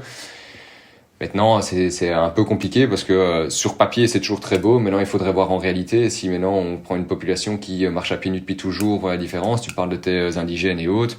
Eux, c'est des chaussures, ils savent pas ce que c'est. Ça fait des générations que c'est comme ça. Nous, on a un peu évolué en mettant des chaussures plus ou moins bonnes assez rapidement. Et donc, on s'habitue comme ça. Est-ce que si maintenant toute notre population caucasienne mettrait à pieds nus tout le temps, est-ce que ça changerait? Probable. Sauf que on l'est comme ça et ça. Ouais, parce qu'il y en a quand même. Enfin, tu vois, il y a un gars aux États-Unis, Teddy Barefoot, un truc comme ça, il y en a plusieurs, je pense. Tu vois, des mecs qui se disent, bon, en fait, moi, je vais commencer à vivre pieds nus. Et effectivement, ils vivent pieds nus, ils font tout pieds nus. Et les gars font des marathons sur du bitume pieds nus. Et en fait, ils développent juste, tu vois, une peau hyper résistante. Et voilà, et les mecs ont plus peur de rien. Et donc, en fait, ils se réhabituent à ça. Après, ouais, c'est clair, c'est culturel. Enfin, je pense que ce serait difficile de commencer à dire à tout le monde, tu vois, en Europe, bon, bah, en fait, les gars, repasser pieds nus, finalement, c'est peut-être une meilleure idée. Mais ceci dit, c'est quand même une bonne chose, même à l'âge adulte, d'être pieds nus, ne fût-ce que chez soi, ou, tu vois, quand, je sais pas, t'es en vacances, dans le jardin. Enfin, tu vois, c'est une bonne chose, non, d'être pieds nus et de travailler un peu, faire travailler ta voûte plantaire, tu vois, tous ces petits muscles qui travaillent beaucoup moins, en fait, quand t'es dans des grosses chaussures. C'est sûr que c'est pas mauvais. Maintenant, de nouveau, ça fait partie d'une prise en charge, en tout cas en podo. On conseille souvent de faire des renforcements musculaires, des muscles intrinsèques du pied qu'on oublie souvent et qui sont aussi importants que tout le reste. Et donc oui, marcher à pieds nus c'est bon pour la progression, pour la sensation déjà c'est quand même plutôt agréable. Maintenant, je crois que c'est toujours un petit peu réducteur de dire qu'on est tous faits pour marcher à pieds nus. Ça fait partie de l'évolution. Est-ce qu'on va revenir en arrière? Certainement pas. Est-ce qu'on va revenir avec des chaussures qui sont un peu différentes? Ça serait parfois pas mal de revenir avec des chaussures qui sont peut-être moins protectrices, qui sont un petit peu plus souples. Et il y en a 2-3 marques qui le font. Maintenant, est-ce que ça correspondrait à tout le monde? Actuellement, c'est sûr que non. Après, sur du temps, peut-être. Mais on n'a pas assez de retours pour ça. Et il y a des études, et c'est toujours des études, c'est bien, mais c'est fait sur une population qui est quand même plutôt restreinte. Est-ce que par hasard c'est tombé sur juste des mecs qui étaient pas mal ça correspondait pas mal de marcher pieds nus, courir à pieds nus, et c'est pour ça que ça matche bien? Ben j'en sais rien, j'ai pas lu beaucoup d'études là-dessus, donc je vais pas m'avancer. Mais c'est sûr que c'est un grand débat, c'est un grand débat, mais ça vient toujours avec ces dérives et ces grandes questions qui resteront quand même en suspens pour l'instant. Et il faut être sûr, c'est que la science avance quand même pas mal à ce niveau-là et on a quand même de plus en plus d'études et donc peut-être qu'on en a des réponses plus tard. Mais c'est jamais mauvais en tout cas de le faire un peu. Après, un peu et beaucoup, c'est différent. Mais je pense que ça, c'est quelque chose qui est effectivement important de préciser, c'est que voilà, c'est nuancé, c'est pas noir ou blanc, et la clinique du coureur d'ailleurs le fait aussi assez bien. Enfin, je veux dire, ils nuancent leurs propos, ils disent voilà, en fait, nous, ce qu'on vous dit aujourd'hui, peut-être que 80% sera faux dans quelques années, parce que voilà, les études ont changé et voilà, on connaît pas encore tout sur le corps humain. Je crois qu'on connaît encore très peu finalement sur le corps humain, et donc on a encore plein de choses à découvrir, quoi. Ouais, puis ce que Blaise dit très bien, c'est que, et c'est ce que tu as rappelé Robin, c'est que finalement la meilleure technique de course à pied, ça va être celle qui t'évite les blessures. C'est sûr. Changer une technique qui fonctionne bien, on peut l'améliorer et autres, mais à part si on cherche pas une performance, changer quelque chose, c'est toujours un risque. Alors est-ce que c'est bon ou pas, j'en sais rien, mais tant que ça va bien, effectivement, et qu'on cherche pas à gagner les JO, c'est pas toujours intéressant de vouloir tout changer parce qu'on a entendu que c'était bon. Et finalement, comme je disais, il y en a plein qui se sont blessés en changeant, et il y en a quand même une partie de la population qu'on doit dire, en tout cas nous en cabinet, désolé, vous avez peut-être la sensation que c'est merveilleux de courir sur l'avant-pied alors que vous attaquez du talon, c'est ce qu'il vous faut. Il va falloir revenir un peu en arrière, essayer de pas revenir où vous étiez tout au départ, il y a toujours des justes milieux, mais parfois il faut revenir vraiment en arrière parce que ok, je performe plus, c'est merveilleux. Mais si je me blesse, est-ce que c'est ça que j'ai envie de voir? Non, j'ai envie de trouver un juste milieu. Et la blessure, finalement, c'est une partie de performance. C'est pouvoir s'entraîner, pouvoir se courir, c'est bien. Et donc, il faut trouver le juste milieu. Et donc, le changement, ça a du bon quand c'est utile. Et parfois, il faut faire un peu marche arrière parce que c'est en fait contre nature. Et là, on se blesse. Et c'est pas l'idée, enfin c'est pas l'idéal, c'est pas le but de changer une technique en tout cas, ou de chaussures ou de. Ouais, en fait, le changement, ou en tout cas le nouveau, entre guillemets, quand t'apportes un nouvel élément dans ta routine d'entraînement, c'est clair que c'est un risque à chaque fois. Et moi, c'est systématique. Dès que j'ai une nouvelle paire de chaussures, je sais que ça va être compliqué pendant un moment, le temps que la chaussure se fasse à mon pied, quoi. Surtout que, alors, je sais pas si c'est spécialement moi ou que ton pied se fasse à la chaussure. Ouais, enfin, t'as peut-être un peu des deux, mais là, c'est quand même plus la chaussure qui s'adapte, je crois. Alors, je sais pas si c'est moi qui ai un pied un peu chelou, mais j'ai l'impression d'avoir des orteils qui sont quand même assez prononcés. Moi, c'est un truc, pour toutes mes vieilles chaussures, t'as un trou au niveau du gros orteil et tu as l'arrière au niveau du talon qui est défoncé. Donc voilà, c'est peut-être moi qui ai des pieds un peu spéciaux ou bien qui prend des chaussures trop petites, je sais pas. Mais en tout cas, c'est un truc, c'est à chaque fois pareil. Et effectivement, moi, dès que j'ai de nouvelles chaussures, je sais que je vais avoir des cloches, quoi. C'est impossible de faire une course avec des nouvelles chaussures parce que je vais souffrir.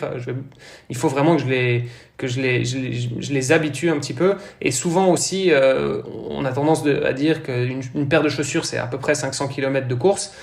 Moi, à chaque fois, je les utilise beaucoup plus que 500 km, tout simplement parce que je suis bien dedans, quoi. J'ai pas envie de recommencer cette boucle, de dire attends, je viens de m'habituer à ma chaussure, ça y est, je suis bien dedans. J'ai pas envie de changer tout de suite, quoi. Et qu'est-ce que t'en penses, toi? Déjà, faut que tu les fasses tourner, tes chaussures. Faut que tu les fasses tourner. Oui, bien sûr. Non, mais tu cours tous les jours avec les mêmes. Plusieurs pour laisser reposer, tu vois, pour que la semelle récupère, etc. Voilà, donc ça, je le fais, mais je veux dire, voilà, moi, les limiter à 500 km, j'ai du mal. Alors, je perds probablement un peu d'amorti. C'est bien ça, Robin? De quoi? Ou c'est mal? Les laisser plus de 500 km de garder des chaussures pendant, je sais pas, sur 1000 km ou plus. Ça est déjà une chaussure type racing et une chaussure d'endurance, c'est déjà pas la même durée de vie. Après, des kilomètres, c'est fait. Donner des kilomètres, c'est toujours compliqué parce qu'on les use différemment chacun. Moi, je pars du principe que tant que ça va bien, c'est que a priori, on peut continuer avec. Le jour où on se pose des questions parce que les sorties, on n'a rien changé, on commence à avoir des petites gênes à droite à gauche, des petits mots qui arrivent alors qu'on n'avait rien avant, c'est peut-être le moment de changer les chaussures sans commencer à s'exciter et dire « Oh là, qu'est-ce que j'ai ?» Aller voir plein de spécialistes et autres. Autant d'abord changer de chaussures, mais faire 2000 km avec une paire de chaussures, c'est quand même pas souvent un peu trop. Mais c'est une question de sensation et tant qu'on se blesse pas, a priori, c'est que c'est pas mauvais. Dès qu'on commence à avoir des petites gênes à droite à gauche, c'est quand même bien d'y penser, en tout cas, de changer de chaussures. Mm-hmm. Oui, donc les 500 km, c'est pas un truc... 500, c'est quand même... là, on est... C'est pas dans le marbre, quoi. C'est pas gravé dans le marbre. C'est jamais marqué dans le marbre. Hein. C'est très commercial à côté. Hein. Il faut bien se baser autour de quelque chose pour avoir une idée d'eux, mais... Oui. mais c'est très, très réducteur dire tous les 500 km de changer de chaussures. Et au niveau de tes trous, au niveau de l'avant-pied... C'est parce que normalement, c'est quand tu as la phase oscillante, donc quand tu ramènes le pied, ton orteil va se relever un peu. Ton long fléchisseur extenseur de la luxe, va se relever, et donc tu viens frotter un petit peu au-dessus. Et donc c'est pour ça que ça s'use. Bon, à part esthétique, ça change rien, mais si tu veux, tu peux, petit tips, mettre un petit peu de colle de tente à cet endroit-là. Pourquoi ? Parce que c'est quelque chose qui reste très souple et donc tu mets avec un petit pinceau, tu mets juste à cet endroit-là et donc ça va rester souple, donc ça va pas se craqueler comme si tu mettais de la vraie colle rigide et ça va tenir plus en longueur parce que il y a quelque chose d'un peu plus rigide à cet endroit-là. Donc c'est un petit truc qui fonctionne quand même pas trop mal. Ok, c'est hyper intéressant, je testerai ça. Et donc tu dis de la colle de tente, c'est quoi ? Ouais. C'est un espèce de tube et tu appliques ça par au-dessus ? Là où le gros orteil touche, quoi. Ouais, juste à l'endroit, et c'est avec un petit pinceau que tu peux mettre, et ça permet de rigidifier un tout petit peu la zone sans la rendre complètement rigide. Donc c'est une certaine souplesse qui reste, parce que les tentes doivent être un peu plus souples, et donc ça fonctionne pas mal en général. Bon, il faut pas vider ton tube chaque fois dessus, hein, mais c'est un petit truc qui peut et t'en remets fréquemment, enfin régulièrement, quoi. Quand tu vois que ça a tendance à s'enlever, mais ça tient longtemps, hein. C'est normalement une fois ça suffit. Écoute, je savais même pas que ça existait de la colle de tente. Voilà. Il faudrait que je trouve ça, mais écoute, merci pour le tip, c'est cool. Et je me demandais aussi, est-ce que finalement, ce qui s'use aussi beaucoup, c'est ta semelle. Ouais. Ta semelle, elle a tendance à prendre l'empreinte de ton pied, à devenir un peu plus plate, etc. Est-ce qu'en fait, à partir du moment où tu dis j'ai plus beaucoup d'amorti, en fait, est-ce que tu peux tout simplement mettre une nouvelle semelle dans ta chaussure? Et ça permet de lui redonner une seconde vie, entre guillemets. Tu peux essayer. Après, de nouveau, ça va pas être magique de mettre une nouvelle semelle dedans. La mousse va de toute façon s'user à partir du moment. Alors tu peux rajouter de l'amorti, hein. Déjà l'amorti, il y a des meilleures semelles d'amortissantes que d'autres, hein. pas les citer, mais il y a les semelles Ironman qui sont très chouettes. C'est des grosses semelles bien lourdes en gel qui sont pas spécialement très agréables à porter parce que ça alourdit complètement la chaussure et qui donnent surtout de l'instabilité. Mou égale un peu instabilité. Contrairement, tu peux avoir d'autres semelles qui sont pas mal au niveau amorti, qui sont le Noen, qui est une semelle toute fine, qui paraît rien, mais qui va absorber complètement le choc. Donc, en sensation, ça va être dur, mais ça va absorber les chocs. Mais tu ne remplaceras jamais une semelle de base en dessous. Et puis, ta semelle, elle va pas s'user à plat non plus, elle va s'user un peu en fonction de tes pieds. Et donc, rajouter d'une semelle neuve au-dessus va pas redonner une structure à ta semelle. Donc, l'usure sera toujours là. Il n'y a rien à faire. Mm-hmm. Ouais, ok. Et tu mentionnais tout à l'heure les chaussures justement minimalistes. Je pense notamment au Vivo Barefoot, mais enfin il y a plein d'autres marques. Hein, mais ce genre de chaussures, est-ce que c'est quelque chose que tu recommandes aussi pour la vie de tous les jours? Enfin, je veux dire sans parler dans les entraînements, hein, mais pour je sais pas même marcher, enfin pour mettre tous les jours, est-ce que tu recommandes ce genre de chaussures? Bah c'est un peu le discours qu'on a eu avant hein, sur le minimalisme. Ça fonctionne à une certaine personne, enfin une partie de la population. Il y en a qui ne peuvent vivre que à pieds nus et donc oui, c'est merveilleux ces chaussures parce que ils vont retrouver déjà il y a une toe box assez large donc les pieds vont avoir de l'espace au niveau de l'avant-pied et puis c'est complètement souple. Il y a rien, c'est juste une semelle protectrice et ça fonctionne très bien, mais de nouveau ça ne fonctionnera pas à tout le monde et il y en a qui vont se sentir complètement mal à l'aise sur dans ce genre de chaussures parce que c'est trop fin, trop mou, trop souple, il y a rien du tout et ils ont besoin d'une structure. Mais c'est comme toujours, c'est comme marcher à pieds nus, c'est intéressant en tout cas de le faire de temps en temps, de renforcer le pied, même si on n'a pas l'habitude de courir en minimalisme. C'est quelque chose qu'on peut mettre des séances en été quand on vient courir, on est autour d'un stade ou n'importe quoi, on enlève ses chaussures à l'échauffement, on fait 2-3 tours à pieds nus pour renforcer un petit peu les muscles, c'est toujours intéressant de le faire. Petit disclaimer, faites gaffe si vous faites ça quand même, parce que si vous avez jamais couru pieds nus, allez quand même peut-être marcher autour du stade d'abord pour voir les sensations et notamment sur la piste, parce que courir sur une piste pieds nus quand on n'a jamais fait... Ah non, je parlais sur l'herbe, dans un terrain de foot ou parc ou autre, mais il faut voir où on met les pieds, c'est toujours un problème. Et là on le fait de nouveau, c'est comme tu disais, c'est de l'adaptation, sinon on risque de se blesser plus qu'autre chose. C'est du safe, hein, c'est pas demain je vais faire 10 km comme je disais, ou même 20 minutes, ça risque de parfois être très très dur pour les pieds et pour les muscles. Donc moi ça c'est un truc que je fais, enfin surtout plutôt en été quand même parce que voilà, mais après ma séance, tu vois, le retour au calme, j'enlève mes chaussures et je vais courir autour du terrain de foot pieds nus. Je trouve ça hyper agréable et puis voilà, ça me permet d'aller muscler, tonifier un petit peu le pied quoi. Je l'aurais fait plutôt à l'échauffement. Ok.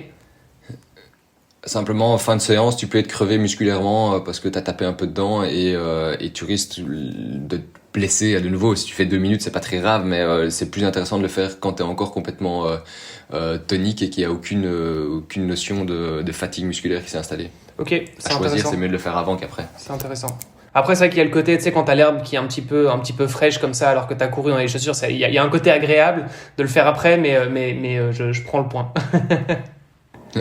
Bah, tu peux, hein, de nouveau, si ça fonctionne bien pour toi, pas de problème, hein, c'est comme toujours, mais le risque, si on veut, est un peu plus important si tu le fais après qu'avant, parce que ton corps a déjà un petit peu souffert, entre guillemets, pendant ta course à pied, et donc tu lui imposes quand même une contrainte. Après, si t'es habitué, c'est moins grave, mais si tu lui imposes une contrainte qui peut être trop excessive à ce moment-là, bah, ça peut un peu plus lâcher, ou en tout cas rendre des petites douleurs qui ne servent à rien. Mais donc, c'est super intéressant comme sujet, et en fait, on voit que effectivement, on est tous uniques. On a tous une paire de chaussures un peu idéale, quoi. Et il y a des chaussures qui sont hyper minimalistes. On a vu d'autres trucs aussi avec des Drop Zero, par exemple. Ça a été aussi, alors je sais pas si c'est un effet de mode, mais enfin il y a des marques qui sont vraiment positionnées là-dessus. Je pense notamment à Altra, par exemple, qui sont, voilà, ils disent, nous on fait pas du minimalisme 100%, mais on fait du Drop Zero avec des two box qui sont vachement grandes. Les two box, en fait, en gros, c'est l'avant de la chaussure qui va permettre de plus ou moins on va dire refermer les orteils quoi à l'avant du pied quoi, c'est ça. Mais oui, non, après c'est comme tout, hein, on est tous différents, on a besoin d'autres choses. En fonction des pathologies, tu choisis aussi des modèles différents, des douleurs de gros orteils un peu rigides ou autres, t'es obligé d'avoir une semelle un peu plus, c'est mieux d'avoir une semelle un peu plus épaisse parce que ça va te permettre de passer la propulsion plus facilement et que tu vas pas avoir ton pied qui se déroule complètement, donc ton orteil qui a tendance à prendre un petit peu toutes les contraintes. Donc les chaussures, c'est un outil thérapeutique qui est assez intéressant et il faut parfois changer de ce modèle en fonction de ce qu'on a. Et Altra, effectivement, a cette notion de largeur de chaussure qui est quand même une des seules marques où ils suivent vraiment la forme des pieds. Et le fait que c'est en drop 0, alors c'est bien ou pas bien, ça dépend de chacun. On est quand même plus sur du drop 0, plus sur des types de courses médio-pied, avant-pied qu'avec une attaque talon, ça c'est sûr. Même si c'est faisable comme dans tout, mais c'est mieux de courir sur l'avant-pied. Et c'est pour ça qu'il y a plein de marques différentes, plein de visions différentes. Et il faut pas se faire avoir par, comme disait, le design ou cette marque je l'aime bien parce que c'est une marque j'aime bien, un modèle n'est pas l'autre. Et surtout un modèle d'une année à l'autre change aussi, donc c'est pas parce qu'on a le même modèle, ça fait 5 ans qu'on a le même, que le modèle d'après sera exactement le même. Loin de là, ils préviennent pas souvent, mais ils nous font parfois des gros changements, et donc ça vaut le coup de toujours essayer les chaussures dans un magasin spécialisé de préférence avec un conseil, et de se rendre compte si oui ou non c'est bien ou pas, parce que ça fait des achats qui commencent à chiffrer quand même au niveau du budget, qui sont hyper importants, et s'il y a un achat à faire évidemment en course à pied c'est ça, mais il faut pas non plus l'acheter de manière trop rapide, et les tester c'est non, c'est clair, finalement le tester c'est super important, et je te rejoins, hein. Moi j'avais à l'époque je courais avec des Saucony Kinvara 9, et puis je les adorais. C'est celles que j'avais achetées justement pour le look, parce que voilà, je trouvais qu'elles étaient jolies, mais sans trop savoir, et au final j'étais très content, sauf que après ça j'ai voulu en racheter. Il y avait plus la 9, il y avait la 10, et la 10 j'ai trouvé ça horrible quoi. Et même au niveau de la taille, ça avait changé. Enfin, je veux dire, beaucoup plus mou.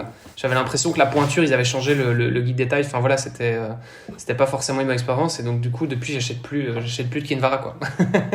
Donc ils sont revenus en arrière, hein. Bon, ça restera différent de ce que tu achètes pour l'instant, mais ils sont revenus un peu en arrière et ils ont retrouvé la rigidité qu'il y avait à l'époque. D'accord. C'est moins mou que ça a été pendant un certain temps, donc ils ont fait un peu marche arrière. Ok, bon c'est bon à savoir. Je suis revenu sur Kinvara, moi. C'est vrai donc d'accord. Donc voilà, ouais, j'étais comme toi, j'aimais les durs, et je suis revenu un peu sur Kinvara, donc il y a moyen. Il faut les retester, mais l'épisode n'est ni sponsorisé par Saucony, ni par Altra, ni par qui que ce soit d'autre, mais bon voilà, je pense que c'est important qu'on parle des marques aussi. En toute subjectivité évidemment, mais en parlant des marques, tu trouveras toujours des équivalents dans les marques. Donc après chacun a ses préférences, mais un modèle tu trouveras l'équivalent qui sera un peu plus large, un peu plus fin, moins, un peu plus sensation rigide et haute. Donc c'est pour ça que quand on achète une chaussure, ça vaut la peine de tester plusieurs chaussures, les mettre au pied, parce que un conseil d'une chaussure c'est bien, mais on est tous différents, on a tous des sensations différentes, des ressentis différents, et donc il faut les mettre au pied, mais pas s'arrêter à j'ai une marque, un modèle, comme on disait, je reste là-dessus, ou j'ai entendu que c'est merveilleux. Non, il faut juste les mettre au pied. Ouais. Ça reste la base. Ouais, et c'est vrai que pour revenir sur les Altra, alors esthétiquement c'est pas forcément, alors je vais pas dire que c'est pas joli, parce qu'en fait c'est hyper subjectif. Mais c'est juste qu'on n'est pas habitué. Je veux dire, quand on achète des baskets de running, en général, c'est quand même un petit peu plus étroit au niveau de l'avant du pied. Ça donne un look peut-être un petit peu plus, un petit peu agressif, quoi. Là où t'achètes des chaussures style des Altra ou même des Vivo Barefoot. Enfin, tu vois, toutes ces chaussures avec une toe-box qui est très large. En fait, ça fait un peu bizarre au début, parce que tu as l'impression d'avoir un peu des palmes aux pieds, mais en attendant, moi je trouve, pour revenir sur les Altra Escalante, moi que j'ai acheté, c'est les pantoufles quoi. Je me sens trop bien, et d'ailleurs j'ai pas ces problèmes au niveau du talon ça s'use pas, au niveau du gros orteil, etc., probablement parce que j'ai un peu plus d'espace et que mon pied peut un peu plus bouger dedans quoi. Ouais, t'as trouvé chaussures à ton pied, hein. Ouais, voilà. C'est ça qu'il faut se dire, c'est simplement ça. C'est aussi bête que ça. C'est ça, c'est le cas de le dire. Après, effectivement, encore une fois, ça dépend des distances. Et donc, typiquement, pour aller faire du très court, c'est vrai que j'aime bien mettre encore mes racers qui sont encore plus légers. Parce que finalement, ça, c'est un truc, je pense qu'il faut le dire aussi. J'ai pas les chiffres en tête, mais je crois que, 10 grammes sur ta chaussure, ça représente limite 1 kilo en plus en termes de sensation, non? T'as les chiffres, Romain? J'ai plus les chiffres en tête comme ça, mais c'est c'est surtout en consommation d'énergie. Oui, il faut le garder en tête que on parle de beaucoup de choses. On adore parler du drop pour l'instant, alors que finalement c'est pas du tout le point le plus important d'une chaussure. Mais le poids c'est vraiment hyper important en termes de grande distance. On va pas y chercher du 2 grammes sur du marathon, mais c'est sûr qu'en consommation d'énergie c'est hyper important et tu peux gagner quand même quelques petites minutes sur du long avec des chaussures beaucoup plus légères, quoi. Ouais. Rien que parce que ça te consomme moins d'énergie, c'est aussi simple. Ouais, c'est ça. Donc en fait, le rapprochement qui est fait, c'est de dire, voilà, autant de grammes au niveau des chaussures, bah ça représente limite 1 kilo si tu l'avais au niveau de la taille, quoi. Ouais, plus ou moins. Ok, bah écoute, on a fait un beau tour d'horizon. Les chaussures à lame de carbone, t'en penses quoi? Bah, c'est comme toujours, Ça c'est dépend. bon pour qui, pourquoi. Le carbone redonne l'énergie, c'est bien, mais ça donne de la rigidité, beaucoup de rigidité. Et donc, tu peux avoir des pathologies qui sont liées à la rigidité de ta chaussure et qui servent à rien. Et de nouveau, faire du 10 à l'heure avec une chaussure avec du carbone, qu'est-ce qu'on s'en fiche? Ouais. Ça va te donner une impression peut-être, si on veut, de sensation de vitesse, mais il te faut une certaine vitesse pour avoir ce retour d'énergie qui doit être présent. Et c'est à la mode, c'est très bien. C'est comme toute technologie, ça a du bon et ça a du moins bon. Et il faut pas, comme je dis, il y a quand même qu'une partie des coureurs qui vont vraiment trouver l'utilité. Toi, tu cours avec des semelles en carbone? Non? Pas du tout. Ok. Je suis trop lent. J'ai testé, j'en ai testé une ou deux. Bah franchement, ouais, j'ai trouvé dès que j'arrivais à une certaine vitesse, je peux plus dire laquelle parce que ça dépendait, mais ça devenait intéressant. Mais c'est une vitesse que je sais pas tenir sur des distances de 5-10 km, donc ça n'a pas beaucoup d'intérêt pour moi de venir les avoir. Donc c'est très à la mode, mais il faut faire hyper attention parce que de nouveau très rigide. Et la rigidité, ça fonctionne pour une partie, mais pas pour tout le monde. Et il y en a qui sont blessés juste parce qu'ils ont pris une chaussure avec du carbone, parce qu'ils avaient vu qu'un tel avait fait une performance avec, et ça ne leur correspondait pas. Et ils les ont mis 3 fois, ils les ont foutus à la poubelle parce que c'était pas pour eux. Donc c'est quand même un gros investissement vu le prix. Ouais, parce qu'elles sont, ouais, c'est ça, elles sont quand même chères, quoi. Ah, elles sont très chères. Donc de nouveau, c'est un achat qu'il faut faire de manière assez réfléchie et voir l'intérêt qu'on peut en avoir. Mais c'est pas le plus intéressant pour la très très grande majorité des coureurs. Pour quelqu'un qui se pose un peu la question, je sais pas, bon, il y a fatalement pas mal de triathlètes qui nous écoutent, qui se poseraient la question, est-ce que je dois faire cet investissement? Est-ce que ça vaut la peine? Est-ce que c'est bien pour moi? Qu'est-ce qu'il doit faire? C'est quoi les premières questions, je sais pas, les 3 premières questions qu'il doit se poser pour prendre une décision?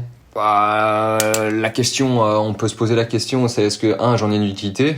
De nouveau, je fais du triathlon, mais est-ce que je vise une méga perf ou alors je vise juste de le finir?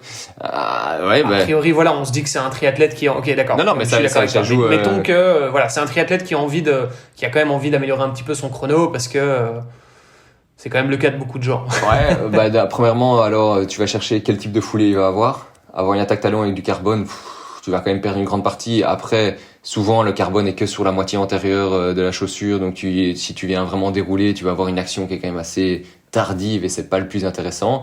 Est-ce que qu'est-ce qu'on peut sortir comme autre question?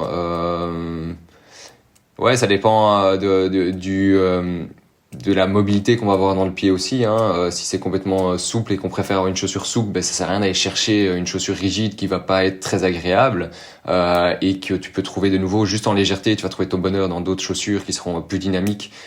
Et on parlait du carbone, mais il y a quand même de plus en plus de mousses qui sont en train d'être légères et qui redonnent l'énergie dans toutes les marques, parce que c'est le gros boom. Maintenant, toutes les marques sortent leur carbone, mais ils sortent aussi leur mousse qui est beaucoup plus dynamique. Et finalement, il faudrait que j'avais regardé une analyse des Nike, je sais même plus les Vaporfly, je sais plus les combien, mais les haut de gamme là, et l'avantage n'était pas spécialement le carbone, c'était surtout la mousse qu'ils avaient inventée, mais tout le monde retenait que le carbone. Donc comme quoi, c'est pas toujours parce qu'il est marqué carbone que ça fonctionne et que c'est bien. Et il faut les mousses sans le carbone. Chez Nike, elles existent sans le carbone et elles sont un peu moins chères. Ça reste très cher, mais elles sont un peu moins chères et c'est déjà pas mal du tout comme retour d'énergie. Et tu vas pas avoir la rigidité qui va être dedans. Donc voilà, il y a quand même ça qui est important aussi, quoi. Un des points qu'ils mettent aussi en avant, je pense, c'est que c'est une mousse qui te permet d'avoir quand même un assez bon amorti, parce que c'est quand même assez... Pour le coup, on est plutôt sur des chaussures assez maximalistes, on peut le dire, ouais. Mais qui en même temps est ultra légère, quoi. C'est aussi ça le truc, c'est que ça te permet d'avoir un gros amorti avec en même temps un poids hyper correct.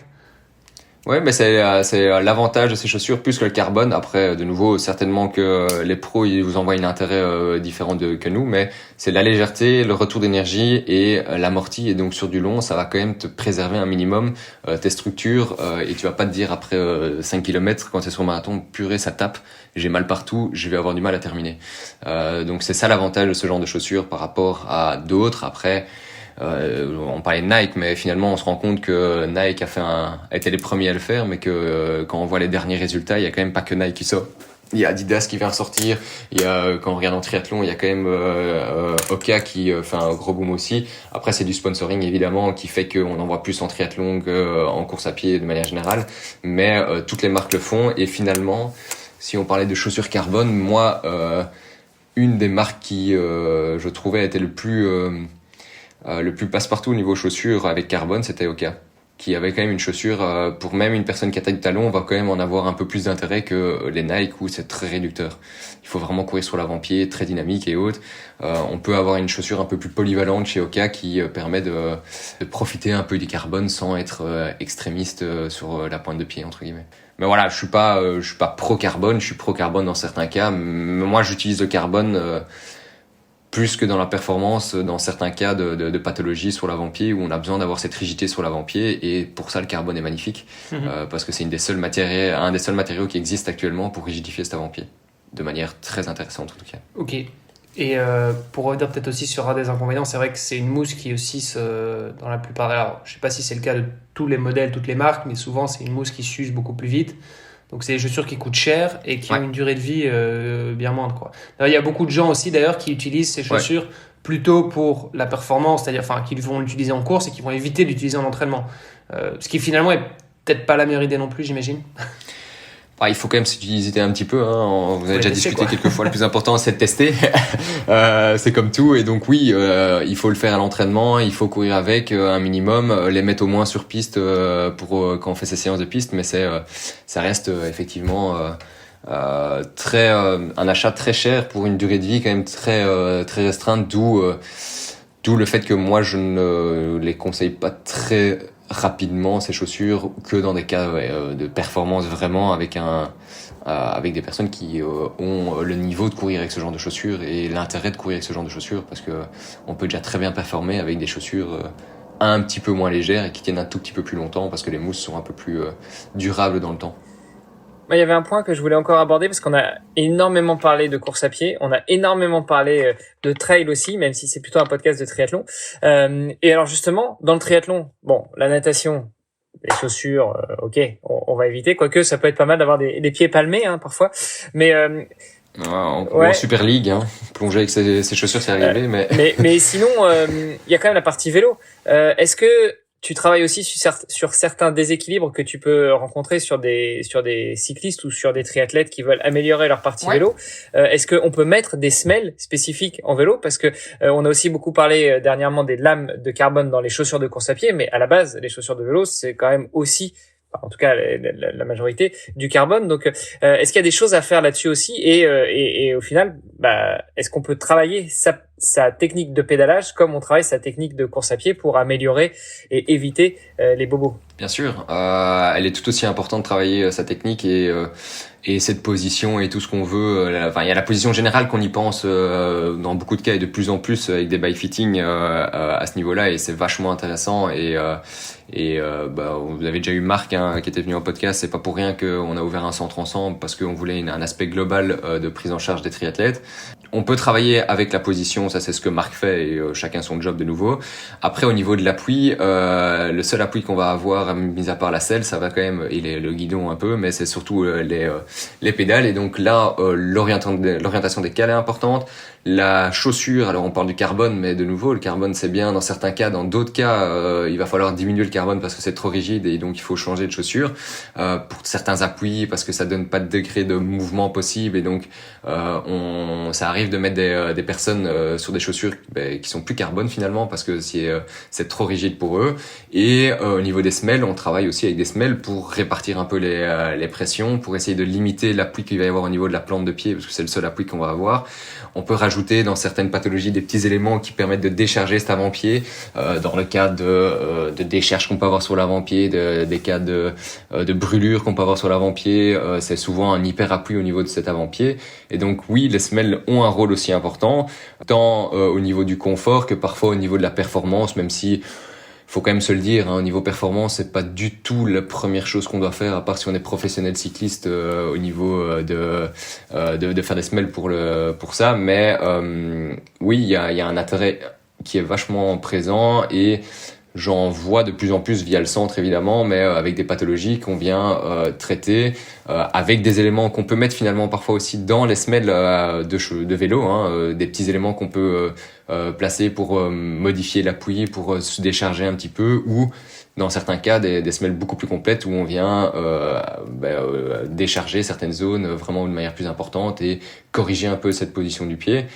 C'est en réflexion, tant qu'on est dans le carbone, je suis pas pro carbone et autres, mais en vélo c'est quand même quelque chose qui est quand même très fréquent et qui existe déjà pas mal, c'est les semelles carbone, des semelles correctrices carbone qu'on peut mettre dans les chaussures, ça existe. Je suis en réflexion pour peut-être un jour m'y mettre.